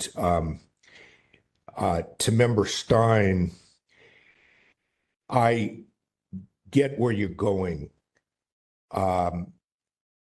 Although I'm a little hesitant to put it on the petitioner to give the Department of Public Health the names of people in the Department of Public Health who are going to be the ones with the documents. I don't know how the petitioner can be asked to know that.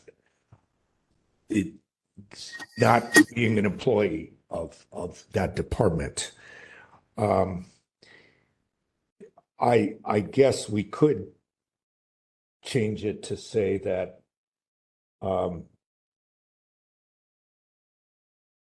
petitioner will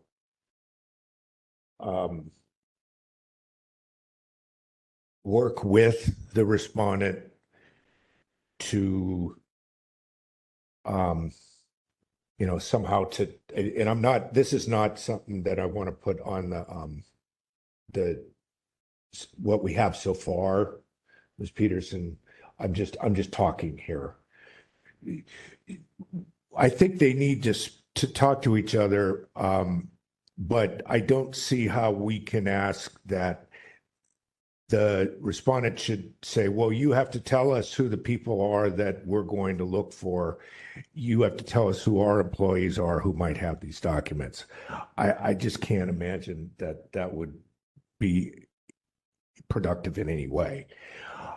I do think that there has to be some location where these files having to do, there has to be some way. I mean, how can an agency operate if they don't have files, if everything is just in people's emails?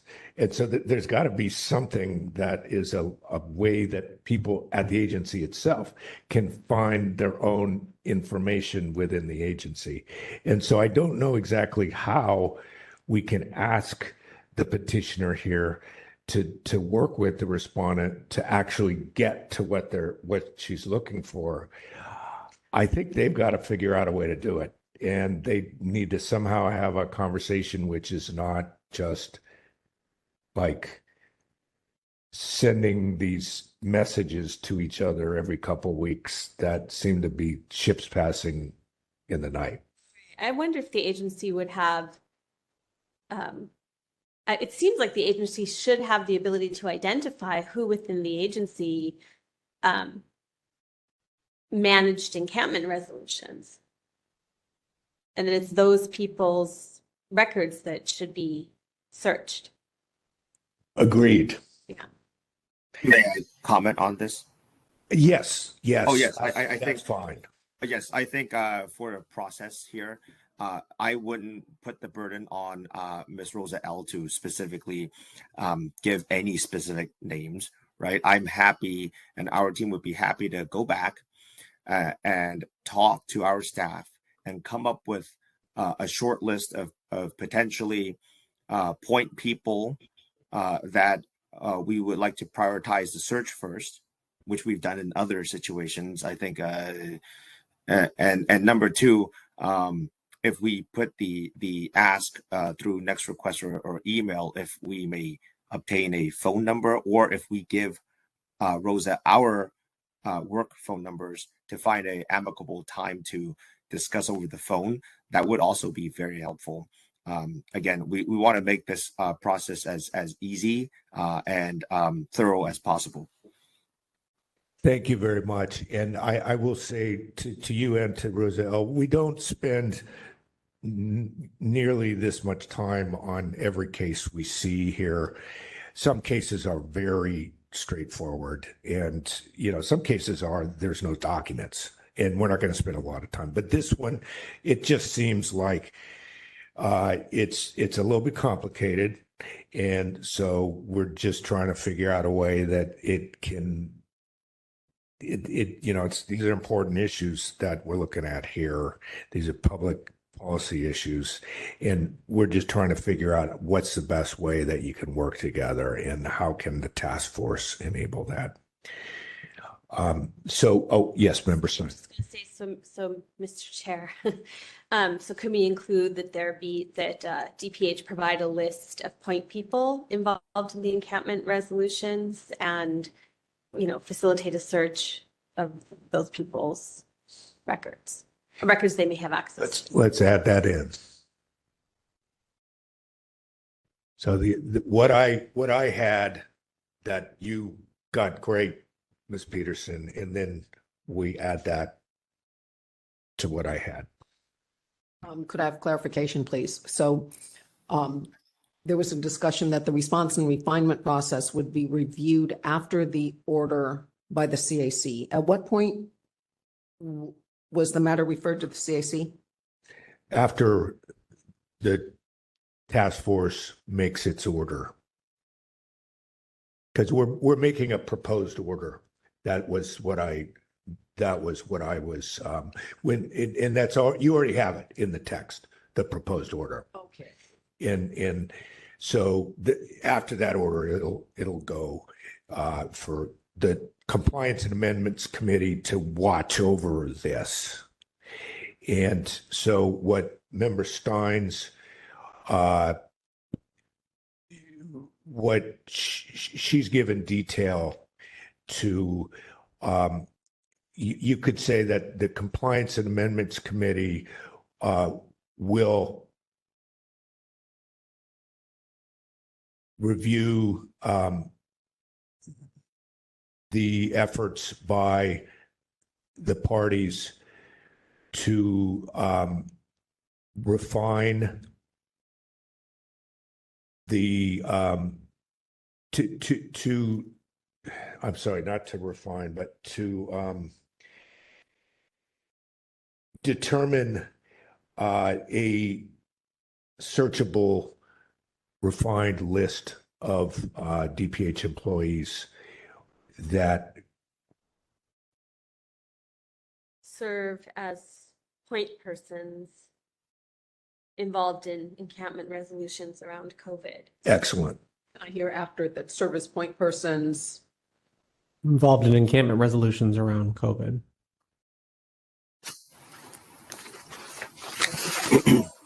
Slower, please. Serve as point persons involved in encampment resolutions around COVID. Encampment resolutions. Around COVID? Yes. Regarding COVID? There.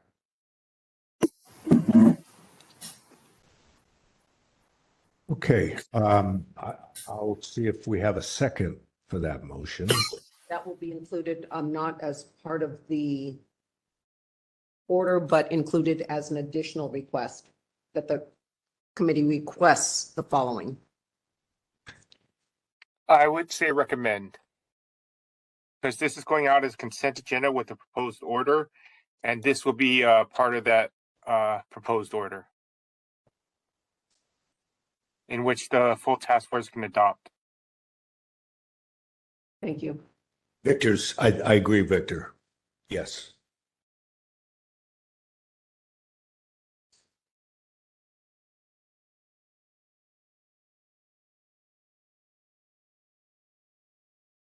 Okay. And as you said, a second? Second. Seconded by Member Sugarman.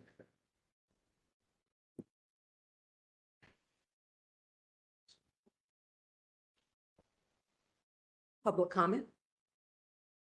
There is no one in the room. If there's anyone in the online community who would like to make public comment on item 6, please raise your hand in the app or press *3 on your telephone. I'll give you a moment. No members at the podium, no callers in the queue. All right, let's have a vote. Chair Schmidt. Aye. Chair Schmidt, aye. Member Sugarman. Aye.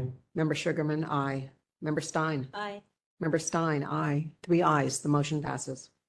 All right, and thank you to the parties. Thank you. Thank you.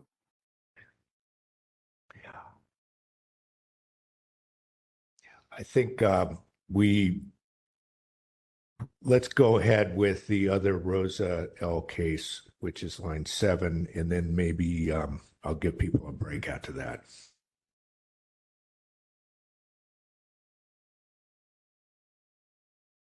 Rosa L., we are leaving you unmuted.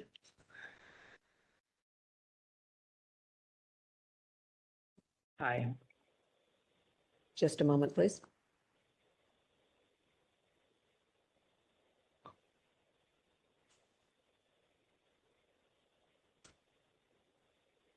Deal with that later. Item 7. File number 24014. Complaint filed by Rosa L. against the Police Department for allegedly violating Administrative Code Sunshine Ordinance, Section 67.21, by failing to respond to a public records request in a timely and/or complete manner. We do have Lieutenant Chris Beauchamp in the room. Okay. One good. moment, Lieutenant. So- Lieutenant, you've been made a panelist. All right, so the parties are here. This is a potentially a 67.21 priority matter, even though it's given it to us as a 67.25 violation. But I just want to note that.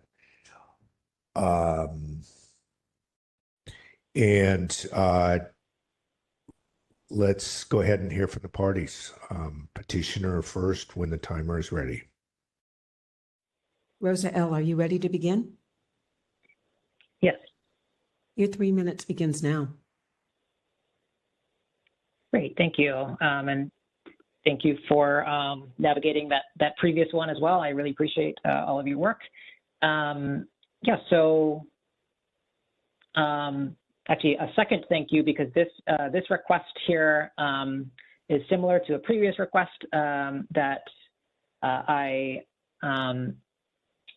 discussed at a previous complaints committee hearing, and after that, SFPD eventually did release some body cam footage, which is what I was requesting and waiting months for. So I appreciate that. This is basically identical case. So in this case, I opened a request in February 15th of this year, and SFPD did not respond within the 10 days. So that's pretty cut and dry. They also have not released any responsive documents at all, and it is now 2 months later. If you recall, at the previous hearing, SFPD mentioned that they had increased staffing and were addressing timeliness issues and whatnot. Just flagging that this request has not been responded to. Communication was late, and also just completeness issue in the sense of nothing has been released at all. That's all. Thank you. All right. Next respondent when the timer's ready. Lieutenant, are you ready? Yes, ma'am, I am. Your 3 minutes begins now. Good evening, task force members.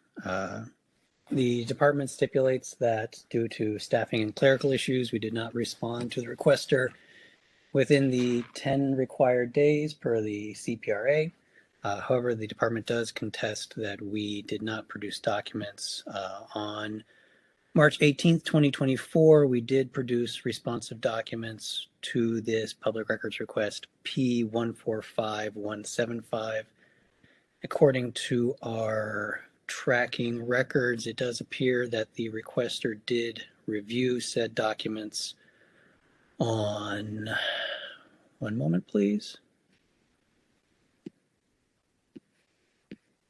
That same day, at least 4 or 5 times that evening between 4:42 p.m. through 6 p.m. on the 18th of March. Department so stipulates. Thank you. All right. Members, any questions?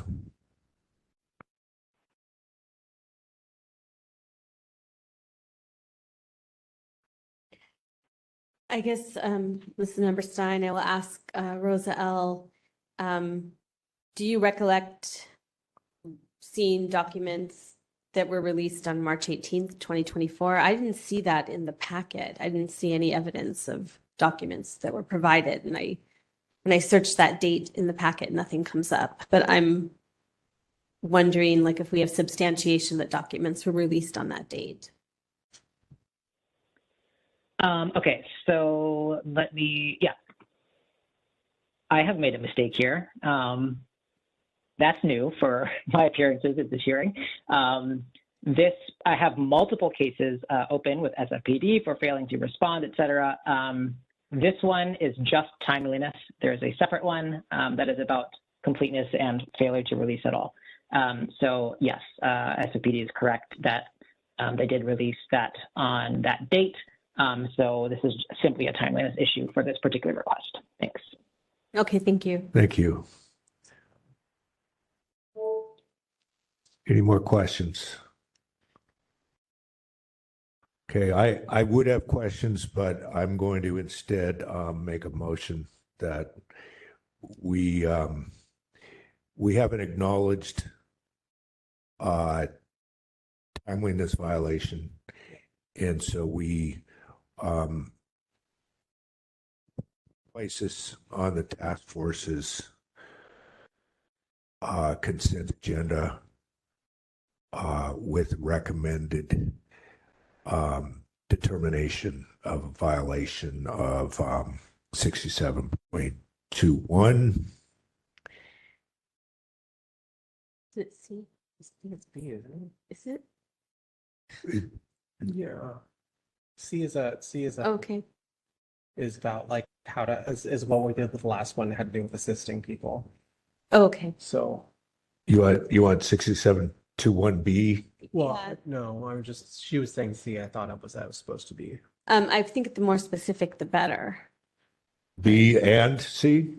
Just I'm going to look these up right I now, don't very think it's quickly. C. I don't think it's C. I don't think it's C. I think it's B though. Well, it says responsive within 10 days. So that's what B is. Yes, I think it should be B. Sorry. B, not C. Yes. Yeah.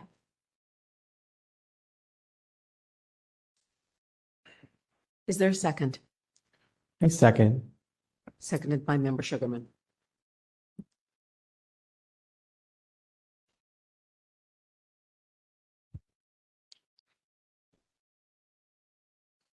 Moved by Chair Stein, seconded by Member Sugarman, to find that the Sunshine Ordinance Task Force has jurisdiction over the matter, that the requested public records are public, and refer the matter to the full Sunshine Ordinance Task Force consent agenda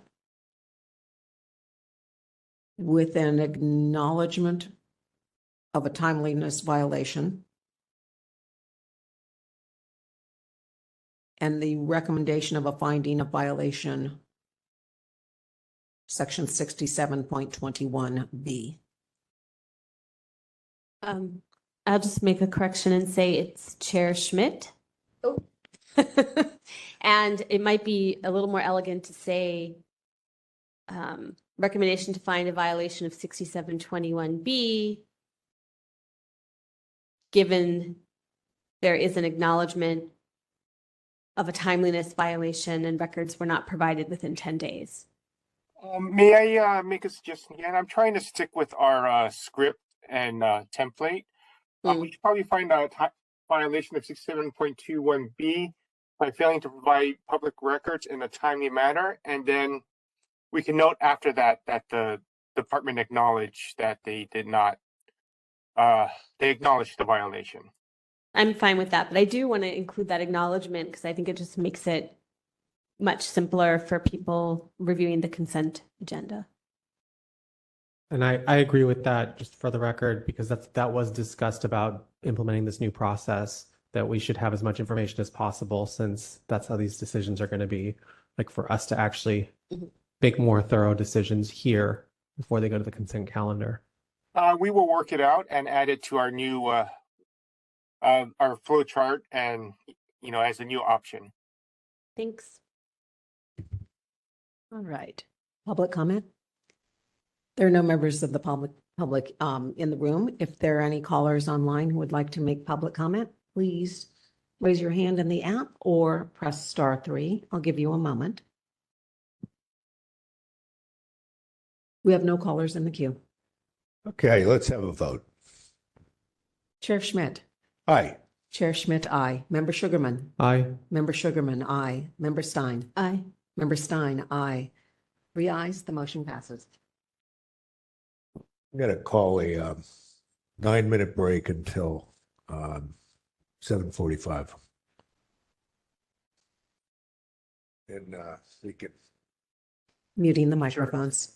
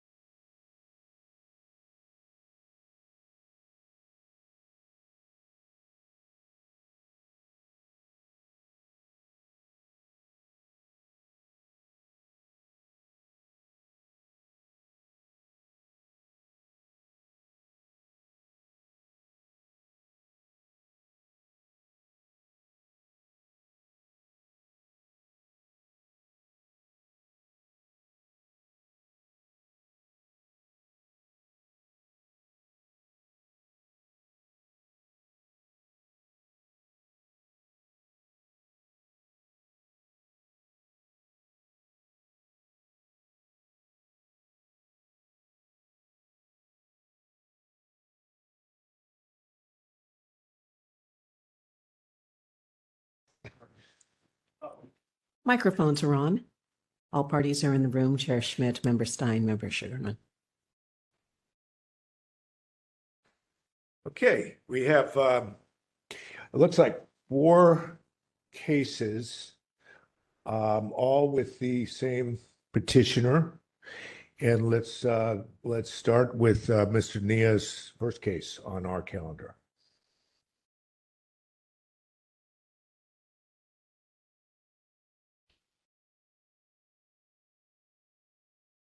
Mr. Wilson, you've been unmuted. Are you here for all 4 items? I am, yes, thanks. Thank you.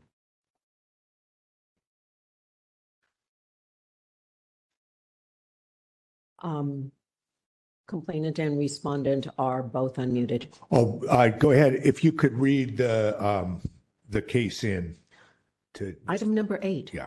File number 24009.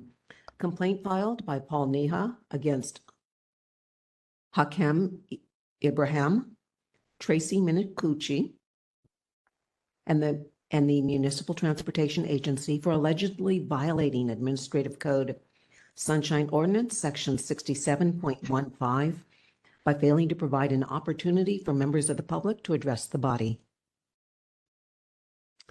All right, so we will hear first from the petitioner when the timer is ready.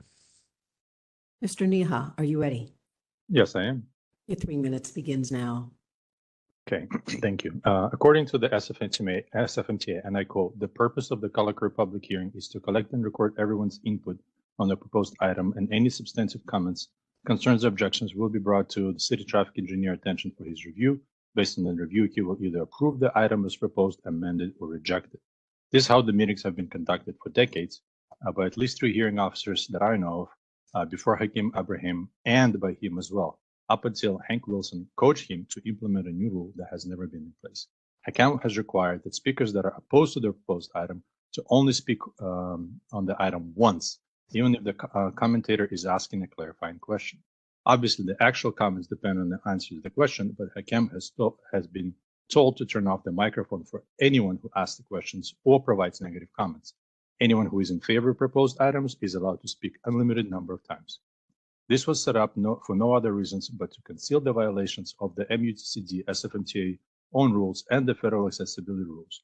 For example, at the color curve public hearing on December 15, 2023, during the discussion of the item 15 at 428 Texas Street, I asked to demonstrate how the SFMTA is going to meet the federal ADA requirement for the proposed blue zone, which is disabled parking. Tracy Minicucci lied on the record, claiming that the blue zone does meet the standards, and Hakem turned off my microphone every time I asked to show any evidence that the federally mandated accessible ramp for the proposed blue zone would be installed. Subsequent Sunshine requests produced the site survey, which revealed that the project had no intention of installing the accessible ramp. On that survey, there was a comment stating that using driveway as ramp for Forest Barns, verbal recommendation in meeting. Flat curb and no slope pavement in good shape. The PDF file metadata revealed that this comment was added to the survey December 20th, 5 days after the hearing and the date the Sunshine request was submitted. Moreover, Forest Barnes is a junior planner with no engineer experience. For context, even the city traffic engineer has no authority to make recommendations to make an exception for American with Disabilities Act and PRO Act, both federal laws that require the dedicated code-compliant accessible ramp for every new blue zone. It would be a violation of the city traffic engineer duties to sign a directive to install a new blue zone without the ramp. And if such comment was presented to him, as SFMTA claims they do, this would be the city traffic engineer would be obligated to do nothing else but to reject this item. However, using 30 seconds. His administrative powers, Hank Wilson, has moved the color curve program out of the traffic engineer program to make sure that the city traffic engineer is excluded from the decision-making process.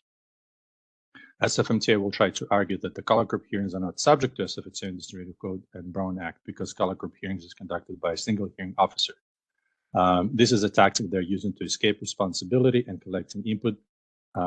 Since Hank hijacked the power of making the final decision from the city traffic engineer, he and his staff took the role of legislative body because there's no one else involved in the decision-making process. And since they're present at the hearing, time. Thank you. Okay. Thank you. Yes. Okay, now we can hear from the respondent. Mr. Wilson, are you ready? I am. Your 3 minutes begins now. Great.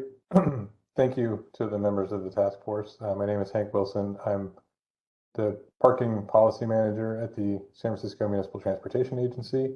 And in this case, we've been advised that this question that Mr. Kaniha has raised falls outside the jurisdiction of the task force. And so, as you can see from our response, and my response here verbally will be the same, that the Sunshine Ordinance and the jurisdiction of the task force only applies to conduct at meetings defined by the ordinance, and the color curb hearing where the alleged violations are claimed to have occurred is not a meeting under the Sunshine Ordinance. Under the Sunshine Ordinance, a meeting shall mean any of the following: a congregation of a majority of the members of a policy body at the same time and place. 2, a series of gatherings, each of which involves less than a majority of a policy body to hear, discuss, or deliberate upon any item that is within the subject matter jurisdiction of the city, if the cumulative result is that a majority of members has become involved in such gatherings. Or 3, any other use of personal intermediaries or communications media that could permit a majority of the members of a policy body to become aware of an item of business and of the views or positions of other members with respect thereto, and to negotiate consensus thereupon. So, because the color curb hearing is conducted by a single hearing officer, it is not a policy body made up of multiple members. The color curb hearing is not a meeting under any of the above definitions in the Sunshine Ordinance. Furthermore, according to the Good Government Guide, page 134, open meeting provisions of the Sunshine Ordinance do not apply to meetings or hearings conducted by individuals, even if the hearing officer is acting on behalf of a board or commission. As a result, there was no violation, and any question about whether there was a violation is not within the jurisdiction of the task force. Similarly, the Brown Act applies specifically to legislative bodies, and the color curb hearing is not a legislative body. Under California Government Code, section 54952.2a, a meeting is defined as, quote, any congregation of a majority of the members of a legislative body, and a meeting held by an individual hearing officer is not a legislative body. Furthermore, according to the Good Government Guide on page 134, the Brown Act does not apply to meetings or hearings conducted by individuals, even if the hearing officer is acting on behalf of a board or commission. Because the Brown Act does not apply in this situation, there can be no violation of the Brown Act, as alleged by Mr. Kaniha. Thank you. Thank you. Members, any questions for the parties?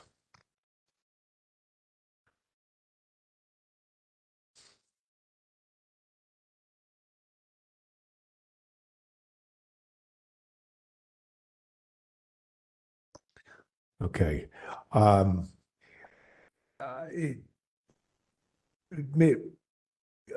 ask a question of the petitioner. In this case, having heard what Mr. Wilson says with reference to meetings law, do you have a way to argue that you think that somehow this single officer hearing would be subject to open meetings law? I'm not sure how this case applies here. This is not a meeting by a single hearing officer. This is a public hearing that is conducted by present hearing officer, obviously, but also staff. Usually the manager of the color curb program is presenting the items, and the whole purpose of the meeting is to collect the input that is supposedly later or in the past has always been taken to the city traffic engineer. Hank Wilson has eliminated the city traffic engineer from decision-making process and forced him to do nothing else but rubber stamp those decisions. So city traffic engineer has no say, and he is not aware of any of the comments that are made at the hearing. The only people that are making the decision is Hank Wilson and staff, and they are present at the hearing. So when the SFMTA advertises as a public hearing, and it says that there's no other purpose, at the beginning of every hearing, they said there's no other purpose for the hearing is to collect public input. It would be preposterous that they should somehow be exempt from the rules regarding addressing the decision-making body, because there's nobody else to address. It's just them and nobody else. So if they could get away somehow with this under, in the past, because somehow just because the city traffic engineer is not present, but yet he's the person who makes that decision, then it's fine. But it's not even the case here. The case here is that at every public hearing, whenever the decision is being made, there is the only persons that are making the decision are present at the public hearing. Thank you. Okay, I don't know if I have any other questions here.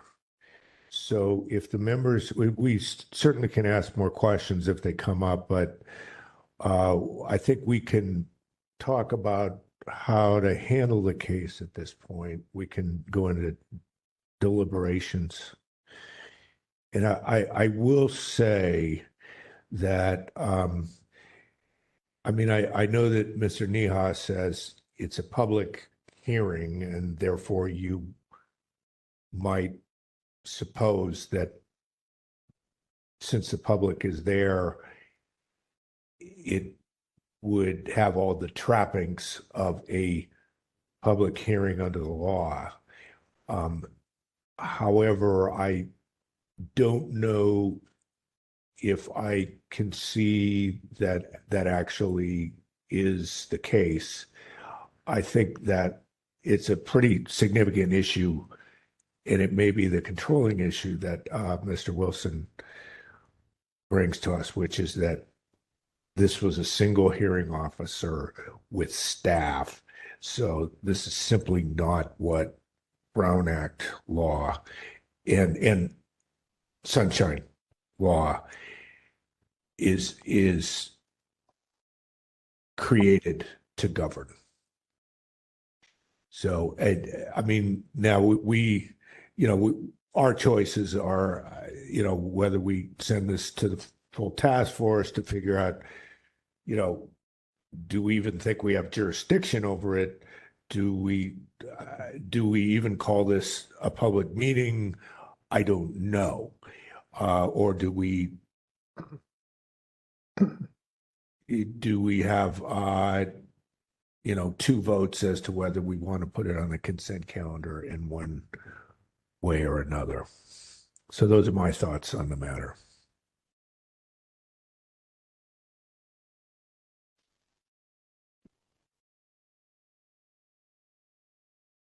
So I guess I do have a question for the SFMTA, if I can. So the purpose of these hearings is to get public input, and who is actually making the decisions ultimately on the matters that are brought up for public input? The city traffic engineer. Despite what Mr. Kaniha says, the city traffic engineer does review the results of the hearing and does make the final decision. The City Transportation Code Section 201 lays out the responsibilities of the city traffic engineer and goes into some detail about what sorts of parking and traffic changes can be made by the city traffic engineer without a hearing, by the city traffic engineer with a hearing, and then a third set of things that have to go to the SFMTA Board of Directors for approval. So this is not a matter that none of these matters would go to the SFMTA Board for approval? Right. That's why they're heard by this individual hearing officer, and then the notes are provided to the city traffic engineer who makes the final decision. So all questions of how things are zoned are decided by the city traffic engineer? No. Or blue zones only? So things that appear on the color curve hearing. So commercial loading zones, passenger loading zones, general loading zones, accessible loading zones, short-term parking zones, things like that are all in the section of Transportation Code 201 that the city traffic engineer can decide after a hearing.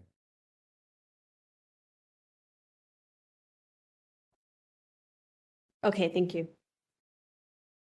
You're welcome.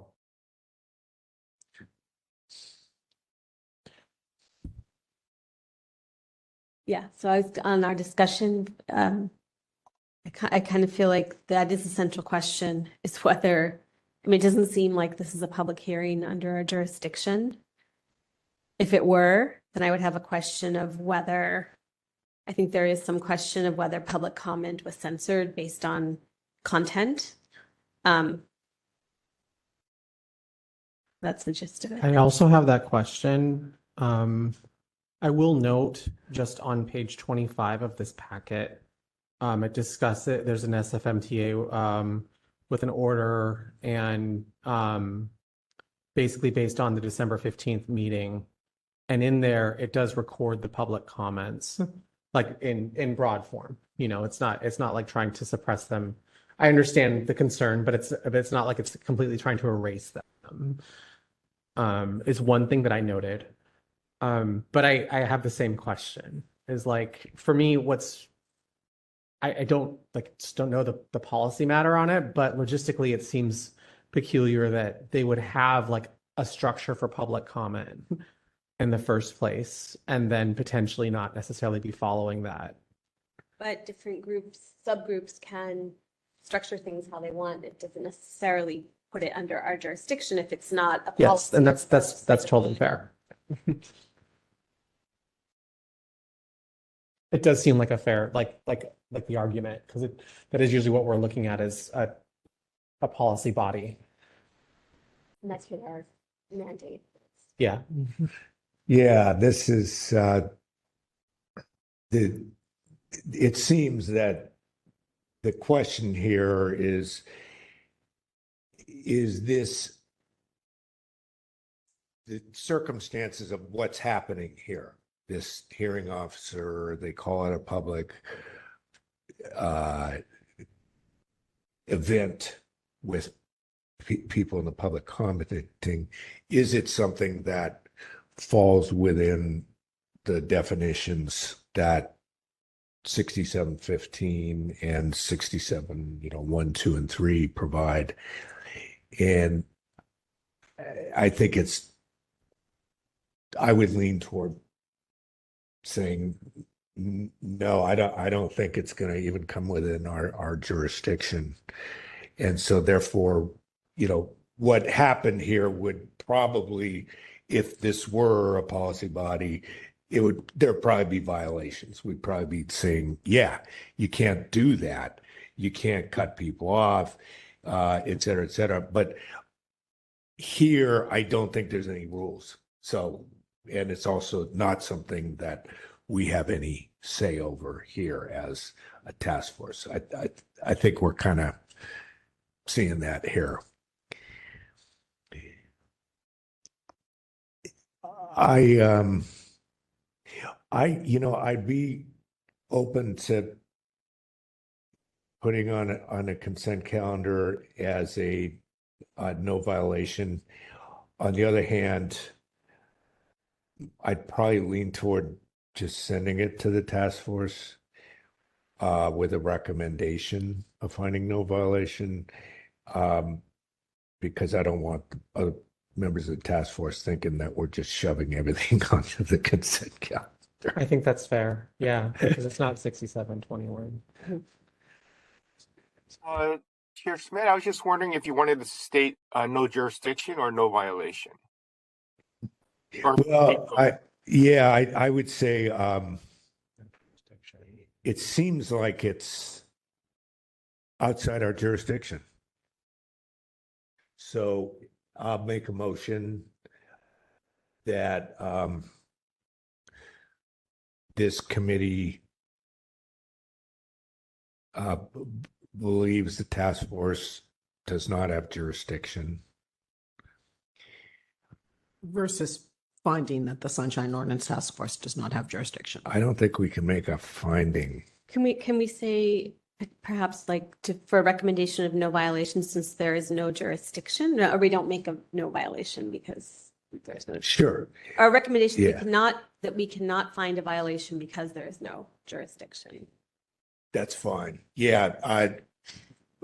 Motion to move this on to the full task force for hearing with a recommendation that we find no violation for lack of jurisdiction. I would Task force. I would revise that to say that we cannot determine a violation. Or we cannot find a violation since there's Well, because I think, well, it's not determined. yeah, but it's just that saying like to find no violation sounds like we found no violation versus like we're not approaching the question because it's not in our jurisdiction. Good. I'm sorry, so the recommendation is, That we could not determine violation because a lack of jurisdiction.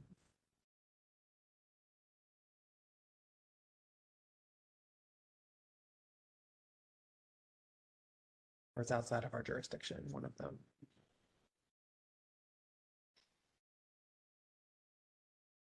moved by Chair Schmidt, Seconded.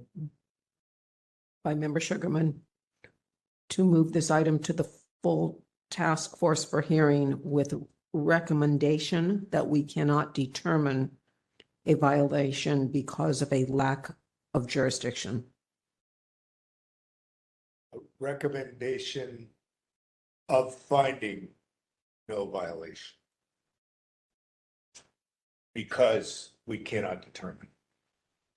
It was just, maybe there was a word missing there. Well, that was recommendation.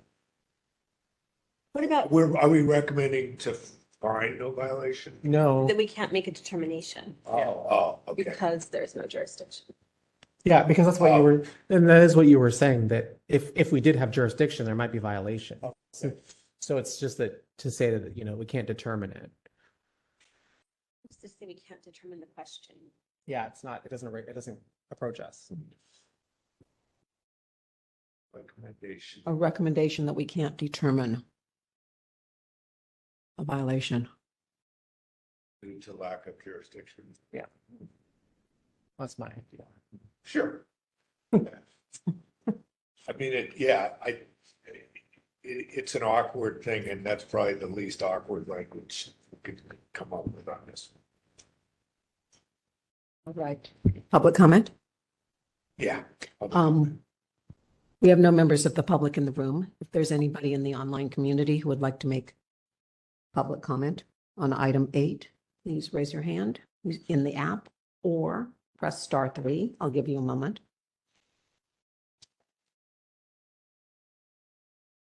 We have no one with their hand raised. Okay, so we're ready to vote. Chair Schmidt. Aye. Chair Schmidt, aye. Seconded by Sugarman. Member Sugarman. Aye. Member Sugarman, aye. Member Stein. Member Stein, aye. 3 ayes, the motion passes.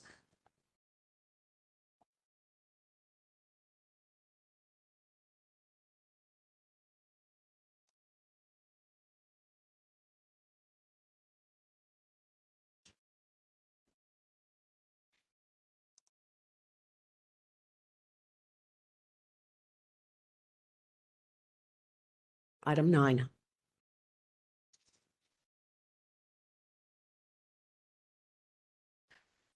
File number 24015, complaint filed by Paul Neha against the Municipal Transportation Agency for allegedly violating Administrative Code Sunshine Ordinance, Section 67.21, by failing to respond to a records request in a complete and/or timely manner. All right. This is, it's an IDR. And so it would potentially come under the priority classification for 67.21. But that's just something I'm noting for the time being. We can hear for up to 3 minutes first from Mr. Neha when the timer starts. Mr. Neha, are you ready? Yes, I am. Your 3 minutes begins now. On March 6, 2024, this committee heard file 23020, in which Hank Wilson claimed that The information that I requested was withheld from disclosure because the official information privilege permits the department to shield from disclosure records of ongoing investigation where investigation has been undertaken with understanding to under established procedures of witness statements and other evidence that will be treated as confidential. During the meeting, I received an email that said the SFMTA ombudsperson and EO officer decided not to pursue a formal investigation. We confirmed that this week on March 4th. The items in front of you today is for holding the communication between the SFMTA staff and the ombudsperson. And it has nothing to do with the material fact of the original complaint, nor it requires disclosure of any communications or negotiation between the participants of the mediation that the ombudsperson has provided. Therefore, California Ethics Code 1119 does not extend to the communication between ombudsperson and other employees of SFMTA. My request was related to communication regarding an investigation that Hank Wilson has claimed to take place since May 2022, while the ombudsperson claims that she decided not to pursue. It is the right of the public to know whether the investigation took place or not, and whether it is Hank Wilson or Tony Battle has lied on the record regarding the alleged investigation.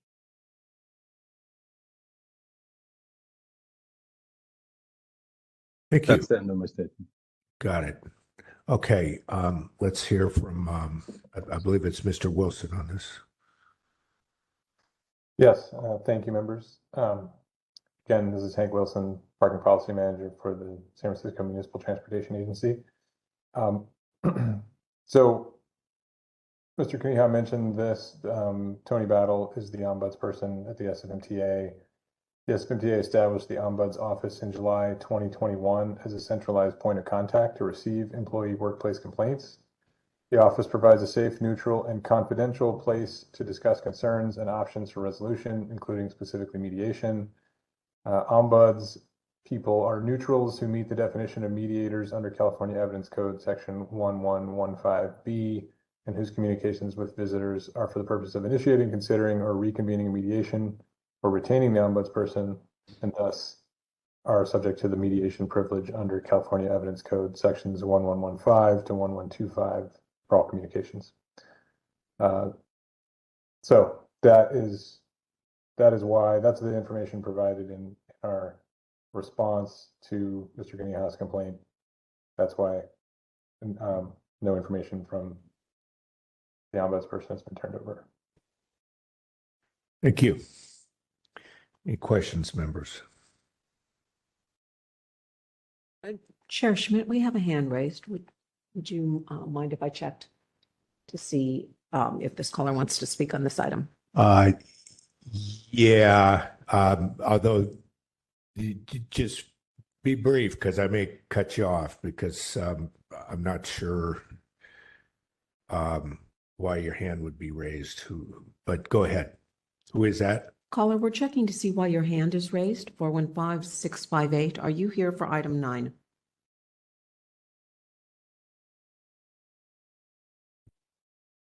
Hello, caller. We're placing you back on mute. Okay.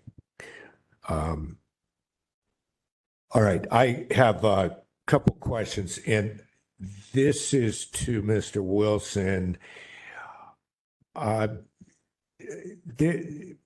Neha was referring to this ombudsperson as having decided not to pursue certain matters. Is that your understanding also, that the ombudsperson decides here what to go forward on and what not to? You know, I don't know specifically, but I would speculate that yes. I mean, I would assume that the ombudsperson receives, you know, communications and complaints and things like that, and probably moves forward with some of them, and, you know, proceeds in different ways with each of them, and some of them probably get more, you know, investigation and time than others. Okay, and let me stay with you just for a moment, Mr. Wilson. Uh, do you have any knowledge that Mr. Neha ever agreed to mediate anything by using this ombudsperson as a mediator? I don't have any knowledge of that. Okay, thank you. Now I'll move to Mr. Neha. I just want to go, when you were making your presentation, this actually is, I'm just going with your language because it's actually language that I think can be significant here. You said that you were talking about that ombudsperson had decided not to pursue certain things. Were you reading from something, or are you making a your own description of what that person was doing? I just want to get the detail on what you're referring to when you talk about decisions. Yes, I am quoting the email that I received. It's a partial quote. I can find the whole thing if you find it necessary.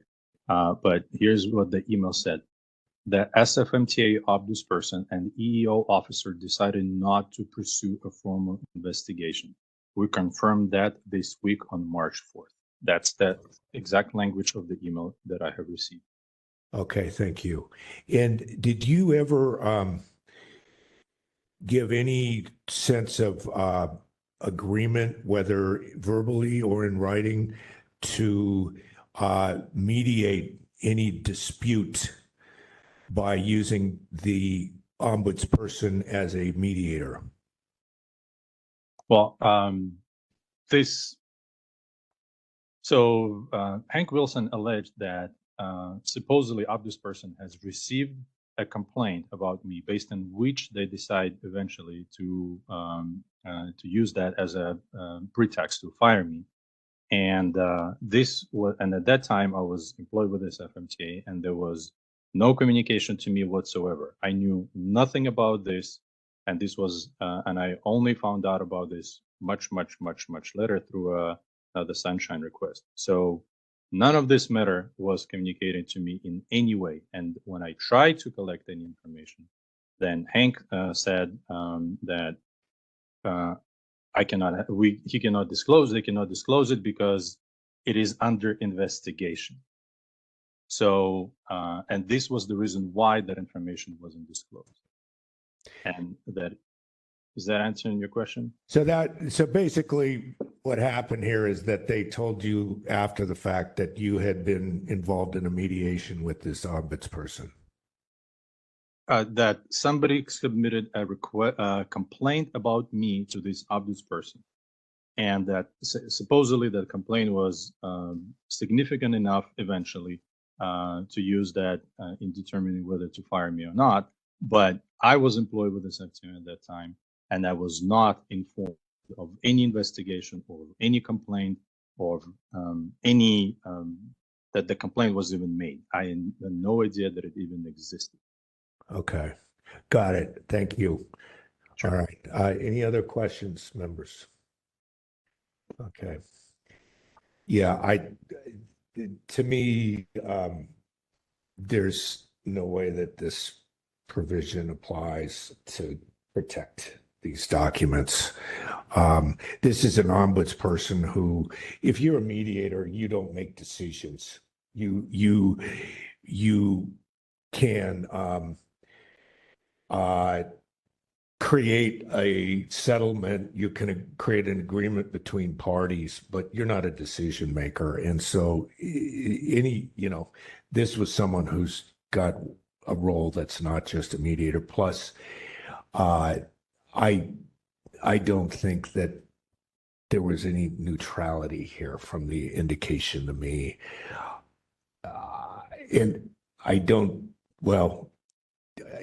just don't get a sense that even though the mediation statute is broad, And it doesn't require that you be called a mediator. It doesn't necessarily require that you go through a formal mediation session. But I don't think it's so broad that you can call this person a mediator, and therefore there's some legal protection for communications involving this ombudsperson. I'm pretty clear on that one. Chair Schmidt, do you mind if I? Well, go ahead. Yeah, that's fine. Thank you. Thank you. Sorry to interrupt. I just think it's worth noting, not obviously you all will make your determination, but the ombudsperson at the SFMTA, I don't have a lot of experience or really any experience with ombuds people at other organizations or agencies, but sure. She does, hold herself out as a resource for having confidential conversations about, your work experience at the agency. And that's in a lot of ways her chief role is to provide employees with a place to come with complaints that they don't want to share publicly and that they don't want to be, known to their supervisor or perhaps their coworkers or members of the public. So I think that there's definitely an understanding at the SFMTA that if you go to the ombudsperson, then what you tell that person is confidential. Yeah, thank you. I understood. There may be some other special treatment for communications but I don't. Well, it's going to be my position here, and I'm only one of many, members of this task force, but I don't think it fits within the requirements of this particular legal protection for those communications. I'm not questioning this person may be a great ombudsperson. I have no opinion on that whatsoever, and ombudspersons are very important. But thank you for explaining that clearly. Okay. Can I also make a comment since Hank was allowed to do that? I don't need anything further on this. I myself am pretty clear on this, and so I'm not going to. I appreciate the offer. Yeah, I think we know what the case is about. There seems to be a single issue here that's been raised in terms of whether these documents were protected from production because they're exempt, or whether they're not exempt. I don't see that there's any other real issue here because all the documents were either one or the other in this case, unless I'm missing something, members. So, yeah, and we could do. Anyone wants to make a motion, or do you have any other thoughts on this? My only other thought is that it doesn't appear that when the request was originally closed, that there was any justification given for withholding the documents at that time. This seemed to come later with this complaint. So that was the only other piece I wanted to introduce. Good point. Yes. So that would be at the time that they either, don't say anything, or else they'd say, no, you're not getting the documents, but they don't say why. That would be a separate violation potentially. So I just have kind of observations on ombuds and their relationship to the term mediation. I looked up two things specifically. One was from the UCSF office that says that the Office of Ombuds offers a safe, confidential place to discuss related issues and explore possibilities for informally addressing concerns. That's the one thing that I saw. And then I'm looking at the International Ombuds Association, and what stuck out to me as part of their code of ethics. I'm just going to read this because I thought it was interesting. The ombuds does not participate in any evaluative, disciplinary, legal, or administrative proceedings related to the concerns brought to the ombuds' attention. I guess that's actually related to the organization more than anything else. But it does like it's not like I understand where you're coming from. It does seem like they're acting as neutrals. I'm not really sure how that like affects the outcome of this. But I just wanted to point that out. Got it. Yeah. Yeah, I think that just the term implies a certain, like it's separate from neutrality. mediation. Sure. It's definitely supposed to be someone who's acting in a neutral like manner. Yes. Although I don't know the exact definition of ombudsperson or ombudsman.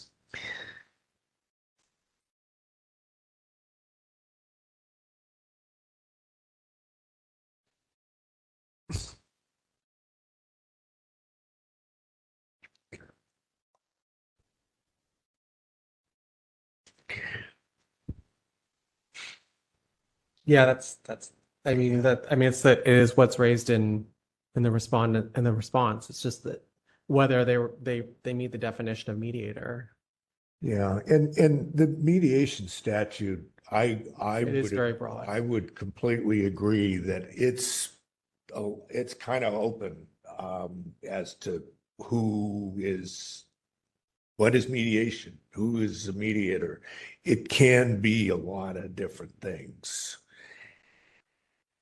I don't know if this is relevant, but the law changed recently. So if I have a client, because I'm a practicing lawyer on another planet, which is not this planet, but if I'm going to take a client to a mediation, the law requires that I I have to inform them exactly what a mediation is, and I have to get them to sign. This is, I think, a law that's been around for 5 or 10 years. I have to explain it to them and sign. They have to sign something that says that I explained to them what mediation is. Yeah.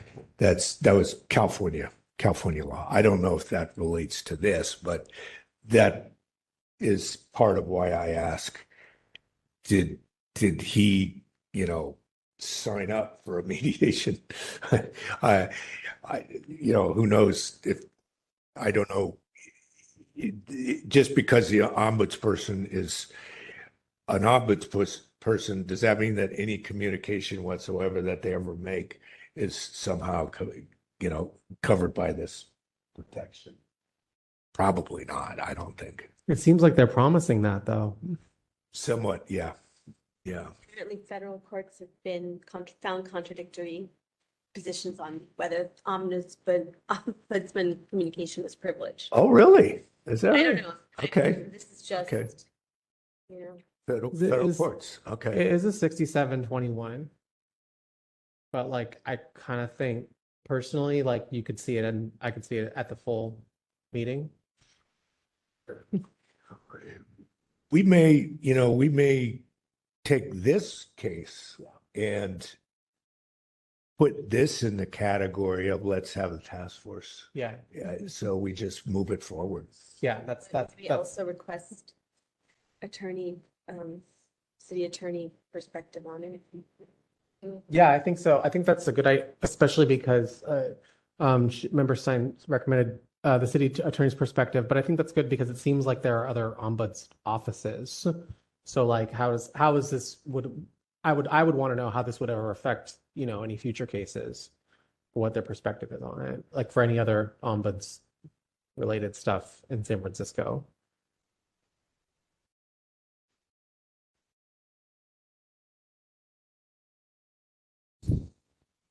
That's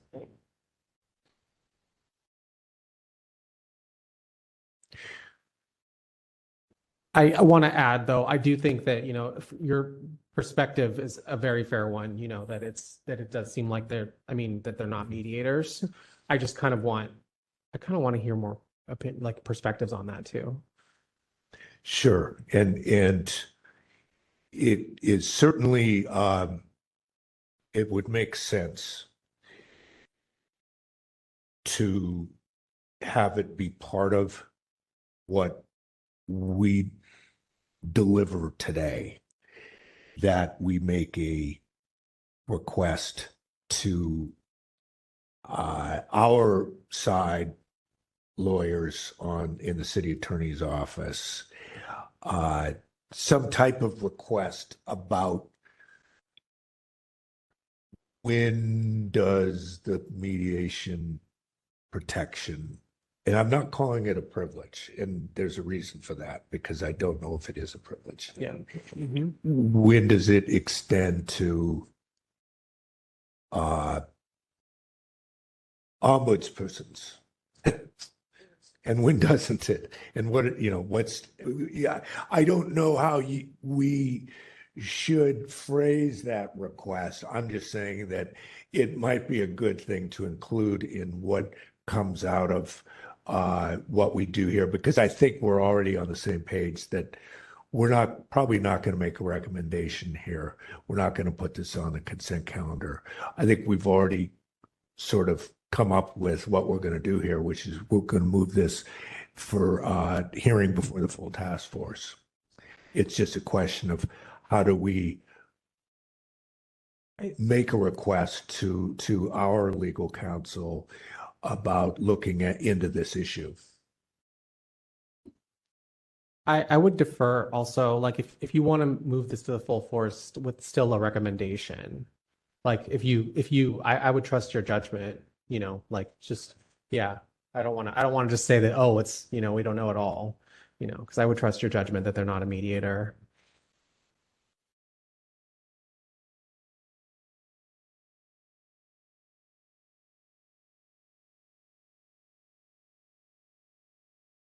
Okay, let me try to formulate something here. Apparently,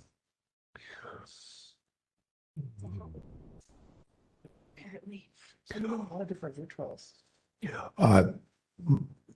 Move that we find that these are public records and the task force does have jurisdiction.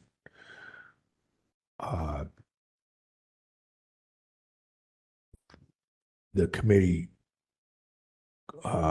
makes a recommendation of a finding of violation of 67.21B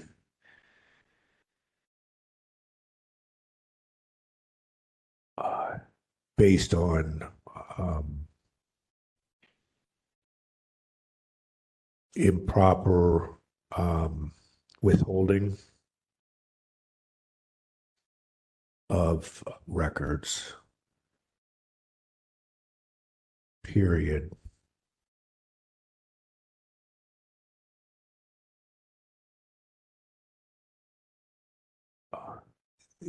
The committee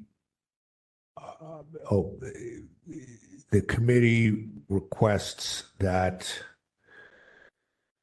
our legal counsel at the city attorney provide guidance about the contention that this ombudsperson or potentially other ombudspersons might come under the mediation information protection cited by respondent in this case. Does that sound okay? The only other thing I would add is recommending a violation of 6727B for need to justify withholding in writing, citing specific statutory authority that prohibits public disclosure of the records. Okay, I'll need that in the mic. So that's coming after finding a violation of 6721B and Yeah, well, 6721B, he said, based on improper withholding of records. And 67.27B for the need to justify withholding in writing and citing specific statutory authority Hold on, please. Withholding. that prohibits public disclosure of the records. Because that, I don't believe that was done at the time that the request was denied. Okay, I'm going to need a repeat on 67.27B for the need to justify withholding in writing that prohibits public disclosures. Comma, citing specific statutory authority. So need to justify withholding in writing, comma, citing specific statutory authority that prohibits public disclosure of the records. Sorry, got to slow down, please. Citing Specific statutory authority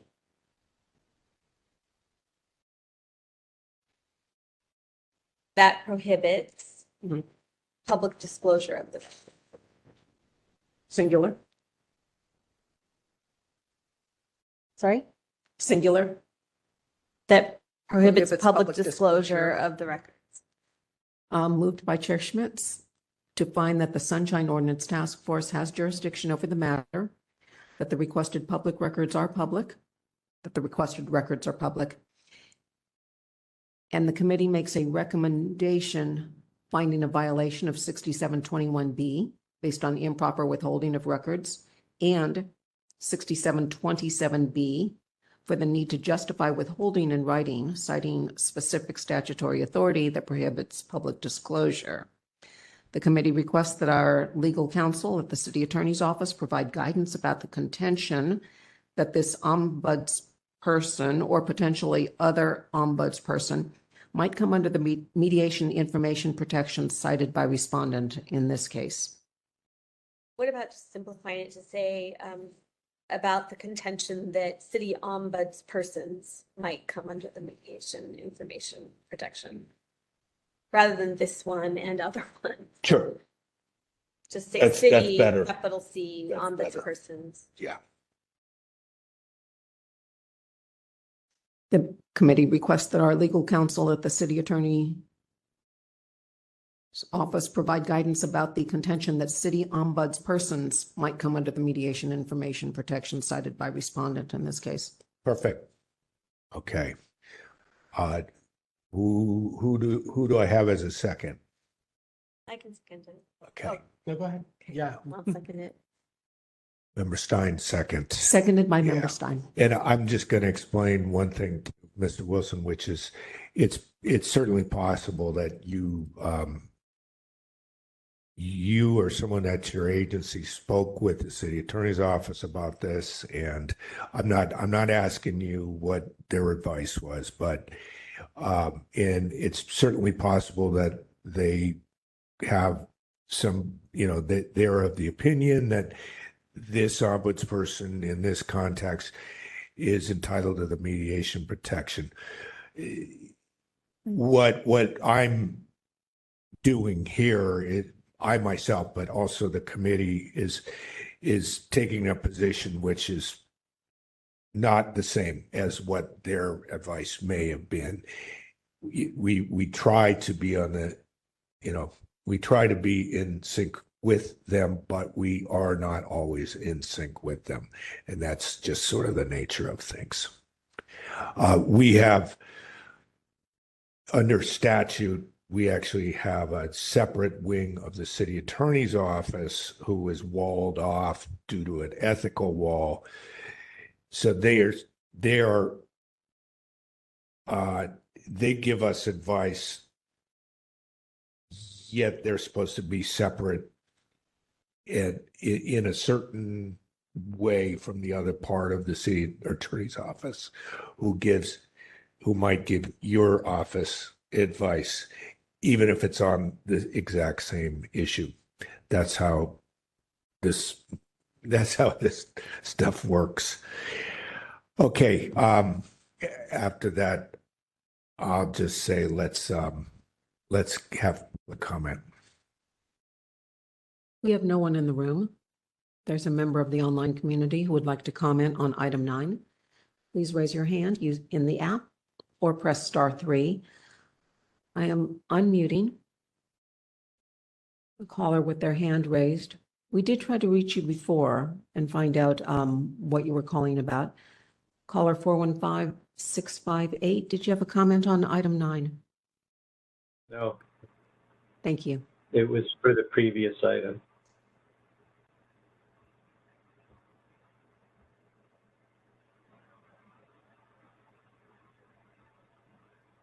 Thank you. Keep going. We have no other callers in the queue.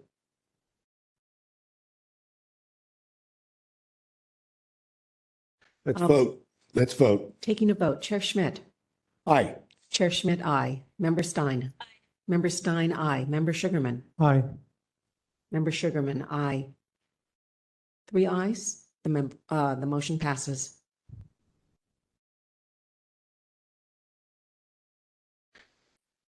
That was 15. Let's move to 16 before we do 17. Item 10, file number 24016. Complaint filed by Paul Neha against the Municipal Transportation Agency for allegedly violating Administrative Code Sunshine Ordinance Section 67.25 by failing to respond to an immediate disclosure request in a timely and/or complete manner. Noting that Member Sugarman has stepped away.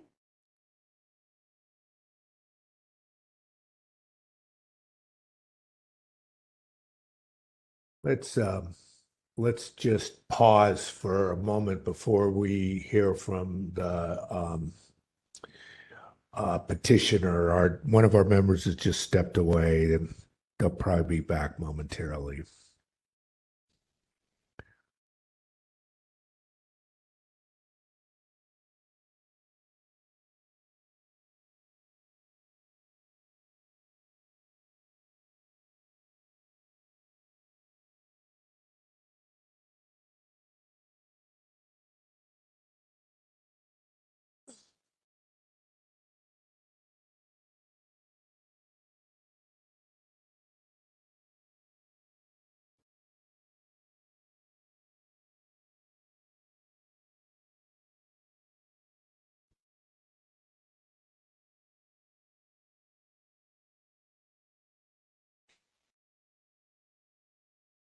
Noting that Okay. Member Sugarman has returned at 8:42 p.m.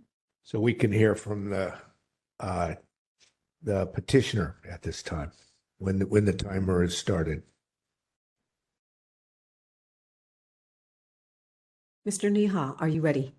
Yes, I am. Your 3 minutes begins now. In the past hearing of this committee, it has been confirmed by the city attorney that the attorney-client privilege is only applicable in instances when the client is seeking an advice of his or her attorney, and simply including the attorney on the communication with another staff member does not constitute the attorney-client privilege. My request was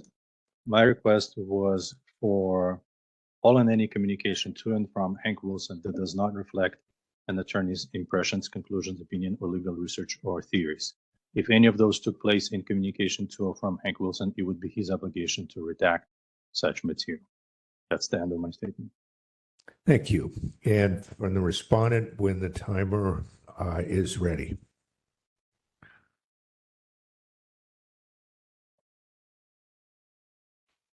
Mr. Wilson, are you ready? Yes, thank you. Your 3 minutes begins now. Thank you very much, members. Again, Hank Wilson, Parking Policy Manager for the San Francisco Municipal Transportation Agency. As Mr. Kaniha mentioned, no documents were produced in response to this request because of claims of attorney-client privilege and attorney work product. Disclosure of the communications requested would impede the ability of the SFMTA to receive legal advice. Accordingly, we have not and will not produce privileged attorney-client communications and attorney work product. Today and in his Sunshine Ordinance Task Force complaint, Mr. Kaniha states that the, quote, the attorney-client privilege only applies to communication specifically seeking the attorney's advice, and ceasing an attorney on communication with another person does not establish privileged communication. The SFMTA acknowledges that simply including SFMTA legal counsel in an email communication doesn't automatically qualify the communication as attorney-client privileged. According to California Evidence Code Section 952, a, quote, confidential communication between client and lawyer means information transmitted between a client and his or her lawyer in the course of that relationship and in confidence by means which, so far as the client is aware, discloses the information to no third persons other than those who are present to further the interest of the client in the consultation, or those to whom disclosure is reasonably necessary for the transmission of the information or the accomplishment of the purpose for which the lawyer is consulted, and includes a legal opinion formed and the advice given by the lawyer in the course of that relationship. So the SFMTA confirms that the records at issue are confidential communications between client and lawyer and therefore are protected from disclosure under the attorney-client privilege, California Evidence Code Section 954. Thank you. All right, thank you. Members, any questions? Yes, Member Stein. Yeah, this question is for Mr. Wilson.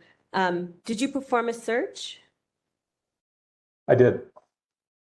And can you confirm that there are, so it's your assertion that there were no records that mention Mr. Neha that weren't in some fashion part of this attorney-client privileged communication? That's correct. Okay. Thank you. Thank you. I have no question. I have no questions for the parties.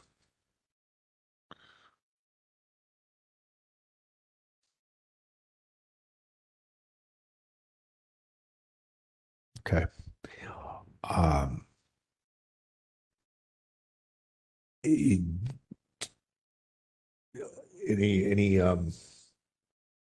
Anyone want to make a motion on this?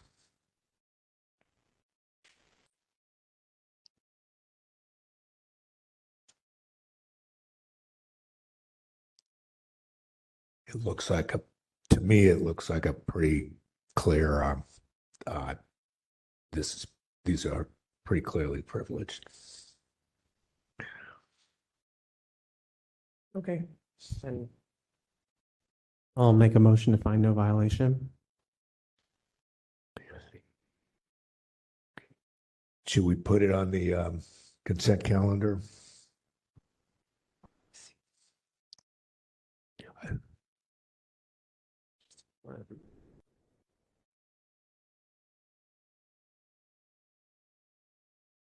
Just hold on a moment.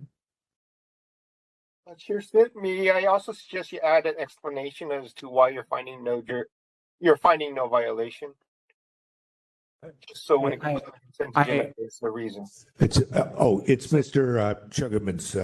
Yes, so I make a motion to find no violation because the documents or the information requested was under attorney-client privilege. And I don't know about the consent calendar because is this one 6725? It is. Yeah, so does that fall within our? You can send anything to consent calendar if you think it's very clear cut, but it doesn't fall under the 6721, right? Microphone. Oh, right. I understand.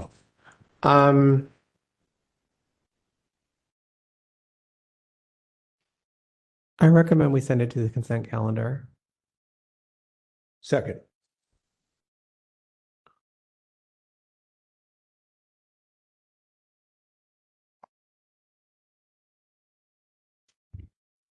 Motion by Member Sugarman, seconded by Chair Schmidt, to find that the Sunshine Ordinance Task Force has jurisdiction over the matter, that the requested records are public, and to refer the matter to the To the consent calendar. task, let's see.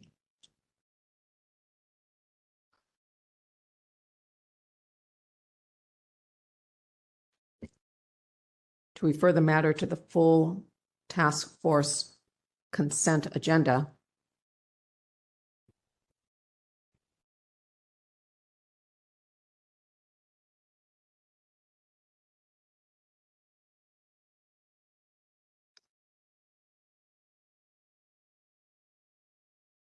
With a finding of no violation because the information requested was under attorney-client privilege.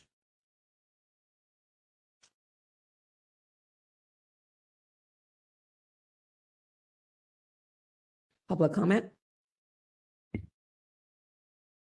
There are no members of the public in the room. If there's anyone in the online community who would like to make public comment on item 10, please raise your hand in the app or press *3. I'll give you a moment.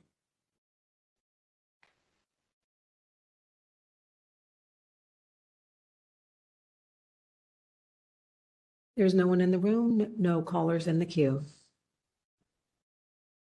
Okay, let's vote. Member Sugarman. Aye. Member Sugarman, aye. Chair Schmidt. Aye. Chair Schmidt, aye. Member Stein. Aye. Member Stein, aye. 3 ayes, the motion passes.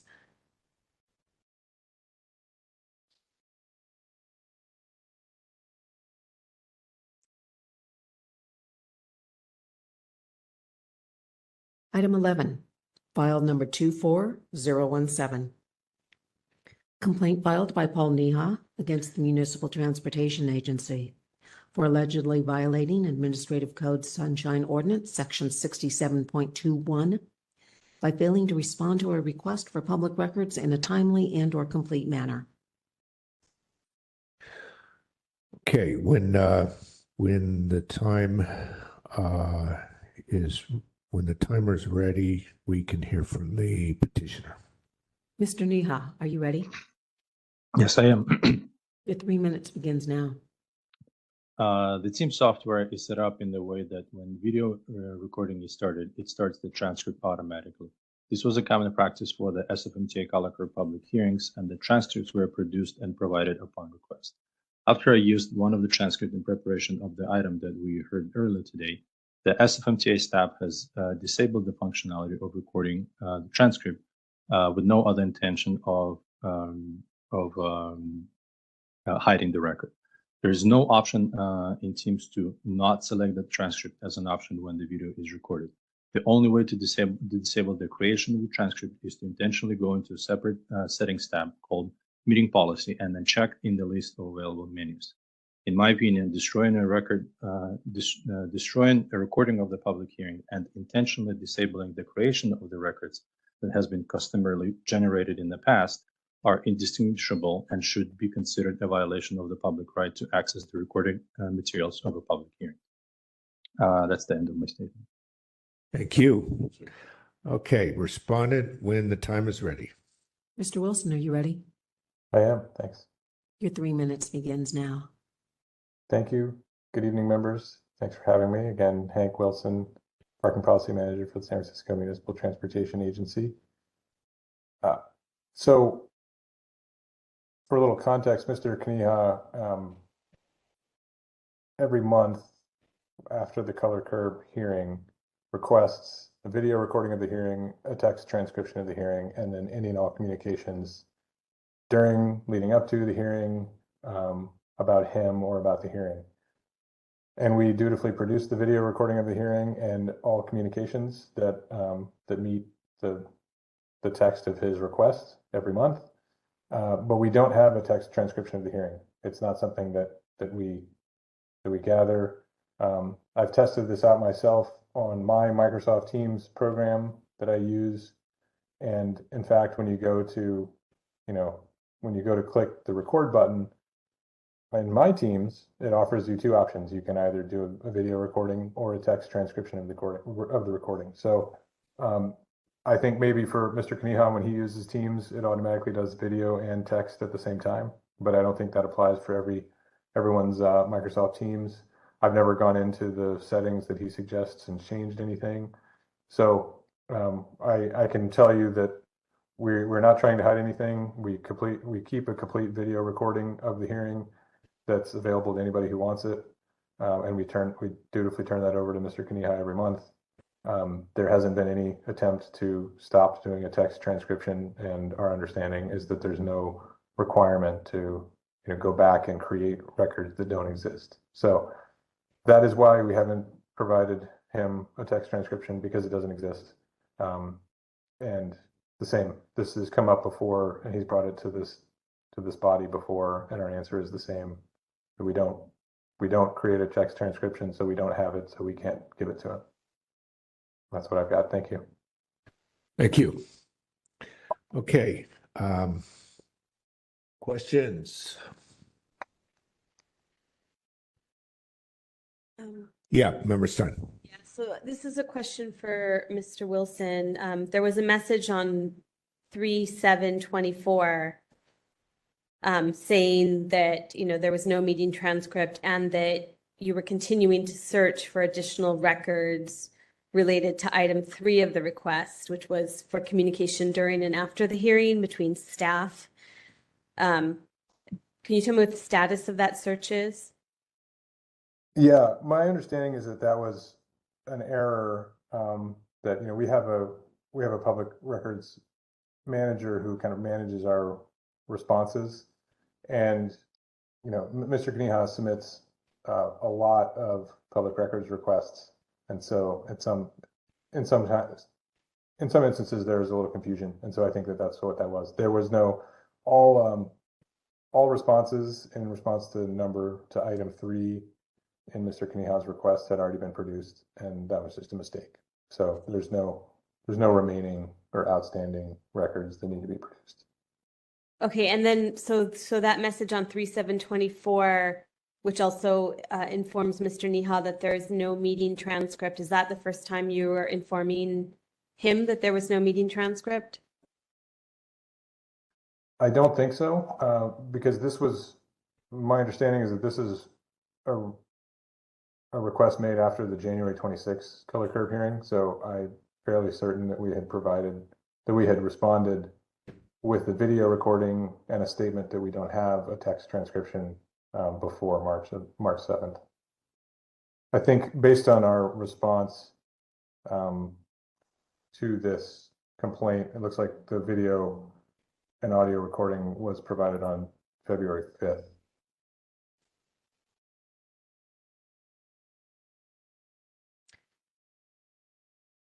Okay. And for Mr. Kaniha, do you believe that you have all the documents that were requested that are available? For this, yes. So other than the transcript that has been produced and has been provided in the previous public hearings in the past, I do have the rest of the records. Okay, and were they provided within 10 days?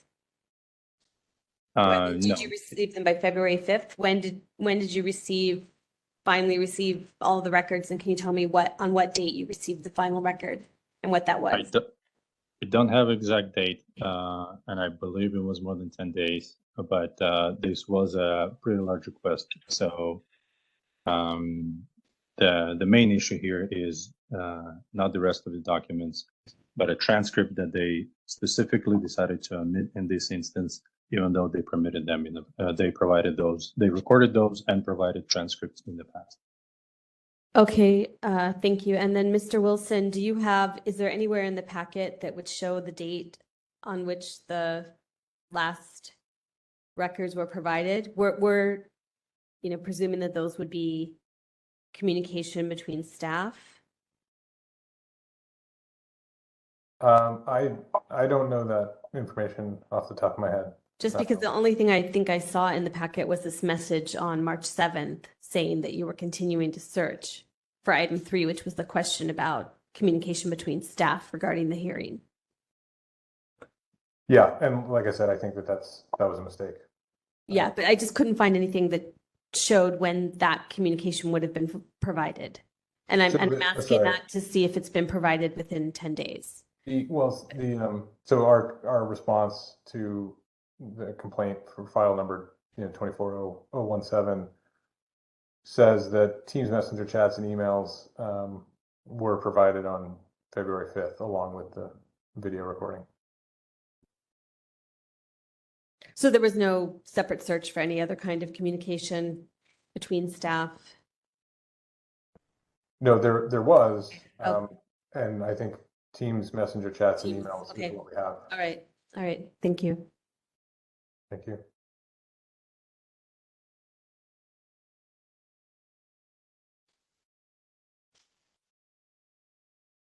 Those are all my questions. Okay. Yeah, that covers any questions I was going to have.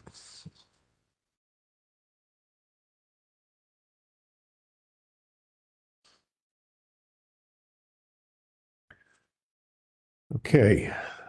How should we move on this one?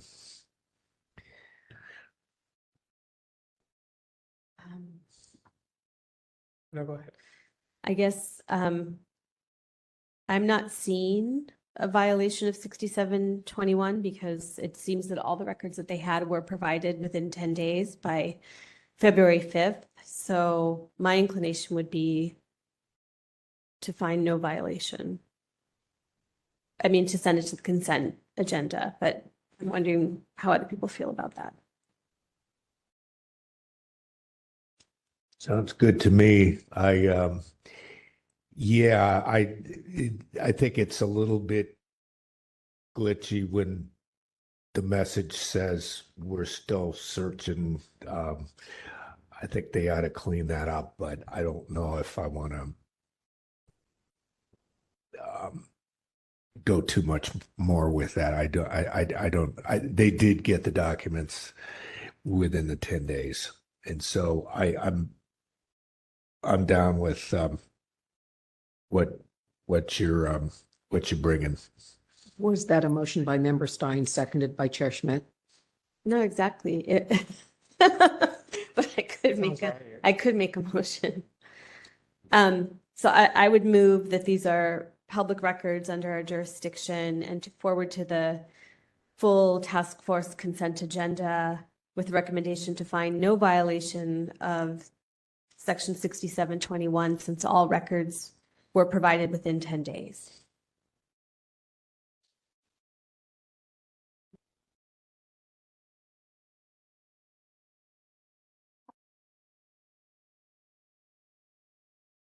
Is there a second? I second. Seconded by Member Sugarman.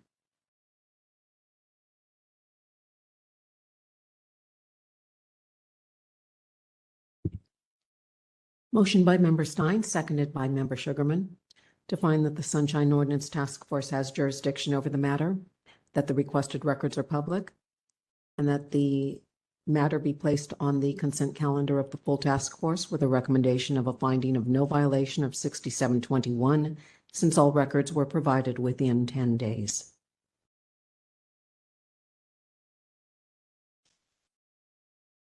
All right, any public comment?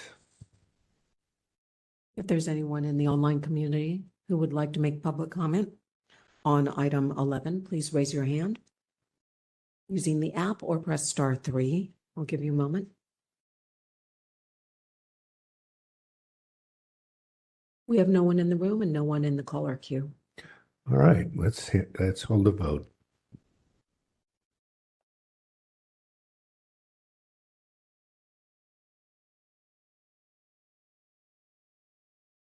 Member Stein.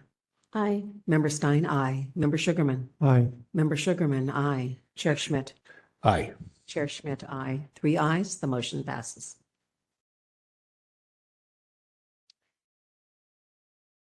So when you're ready, next item. This will be our last of today's cases.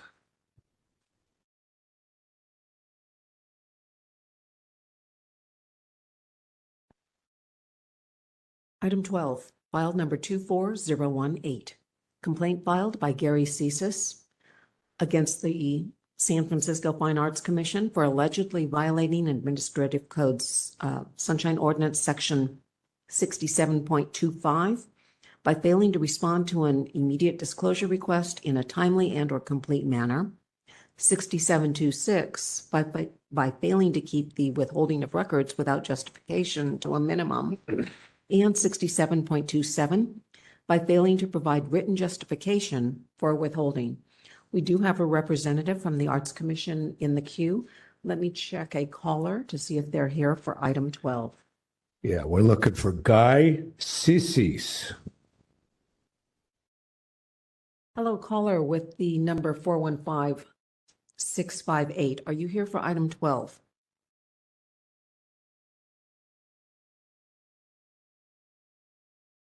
Hello, caller. I'll give you a moment. Respondent, would you pronounce your name for me, please?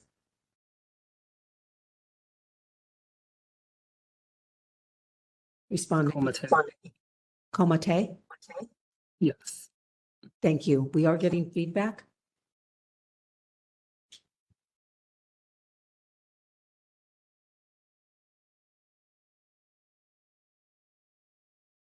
Respondent is muted. I think they're working upon feedback. So that was, respondent is here, Respondent is here. but I don't know if we have anyone, Guy Sissis or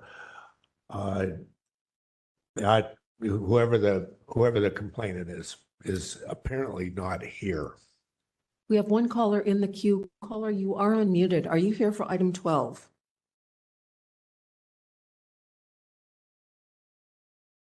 This is the complaint filed by Guy Sissis against the San Francisco Fine Arts Commission. Caller, we'll leave you unmuted. All right, well, I'll move that we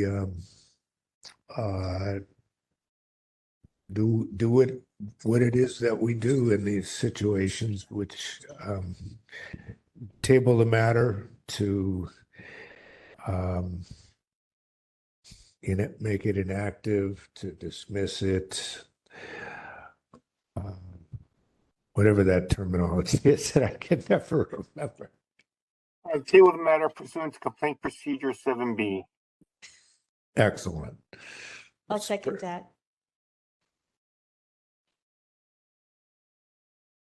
And just so the respondent knows, we will be notifying the parties of the tabling, and they do have the opportunity to reopen it, but we will inform you if that becomes, if that occurs. Okay, thank you. And I just want to clarify, we're the Arts Commission, not the Fine Arts Commission. Oh, We will make that correction. Thank you.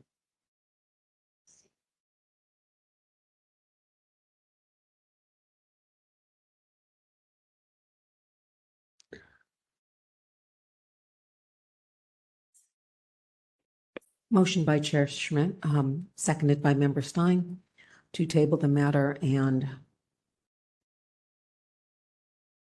oh, I'm sorry, Mr. Young, table the matter pursuant to item 7B and close the matter pursuant to item 7B.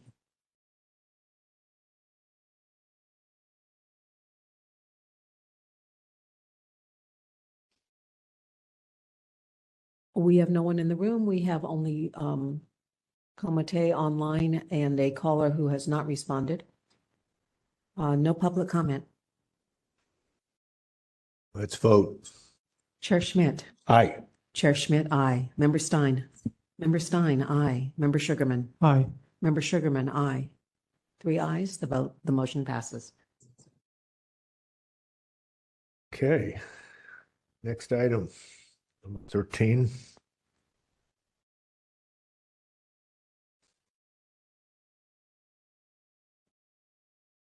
Item 13, announcements, comments, questions, and future agenda items by members of the complaint committee.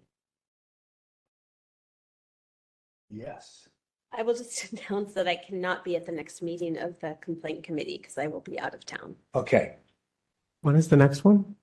It's 21st, I believe. Oh, I should be. I'm sorry, can I get clarification on that statement? May 21. I'm double checking. I should check too, actually. Yes, it's May 21. And I'm sorry, excused absence for Member Stein? Yes. So noted. Just a moment. I wanted to also check my own.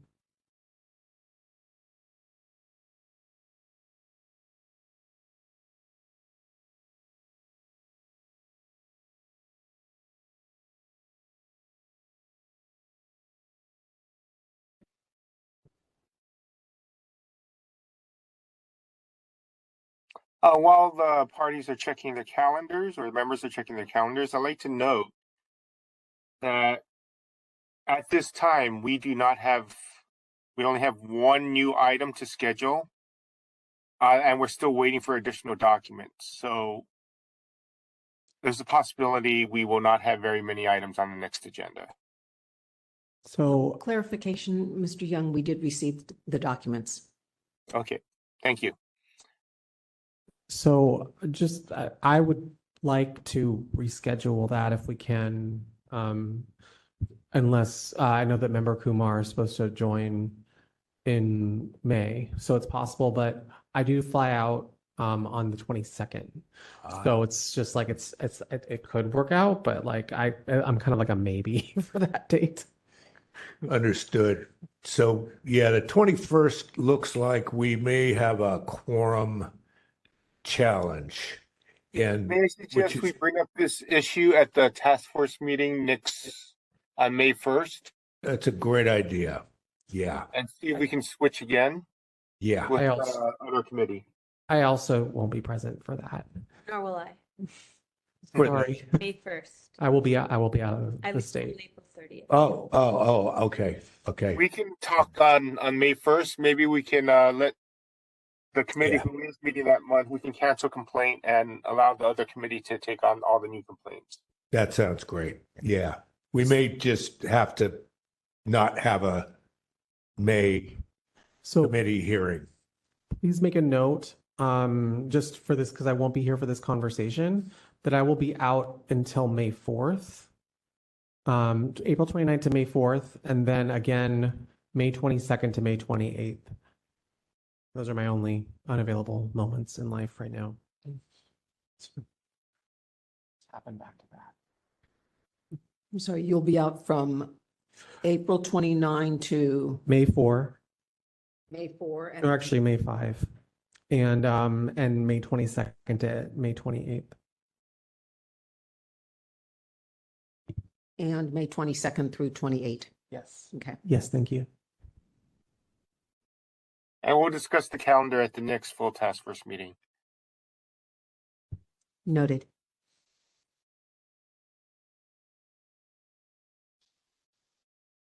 If there's nothing else, we can move to the next item. Item 14, adjournment. Move to adjourn. Aye. Stopping the recording. Thank you, Mr. Young. Okay. Well, we hit 4 hours, so.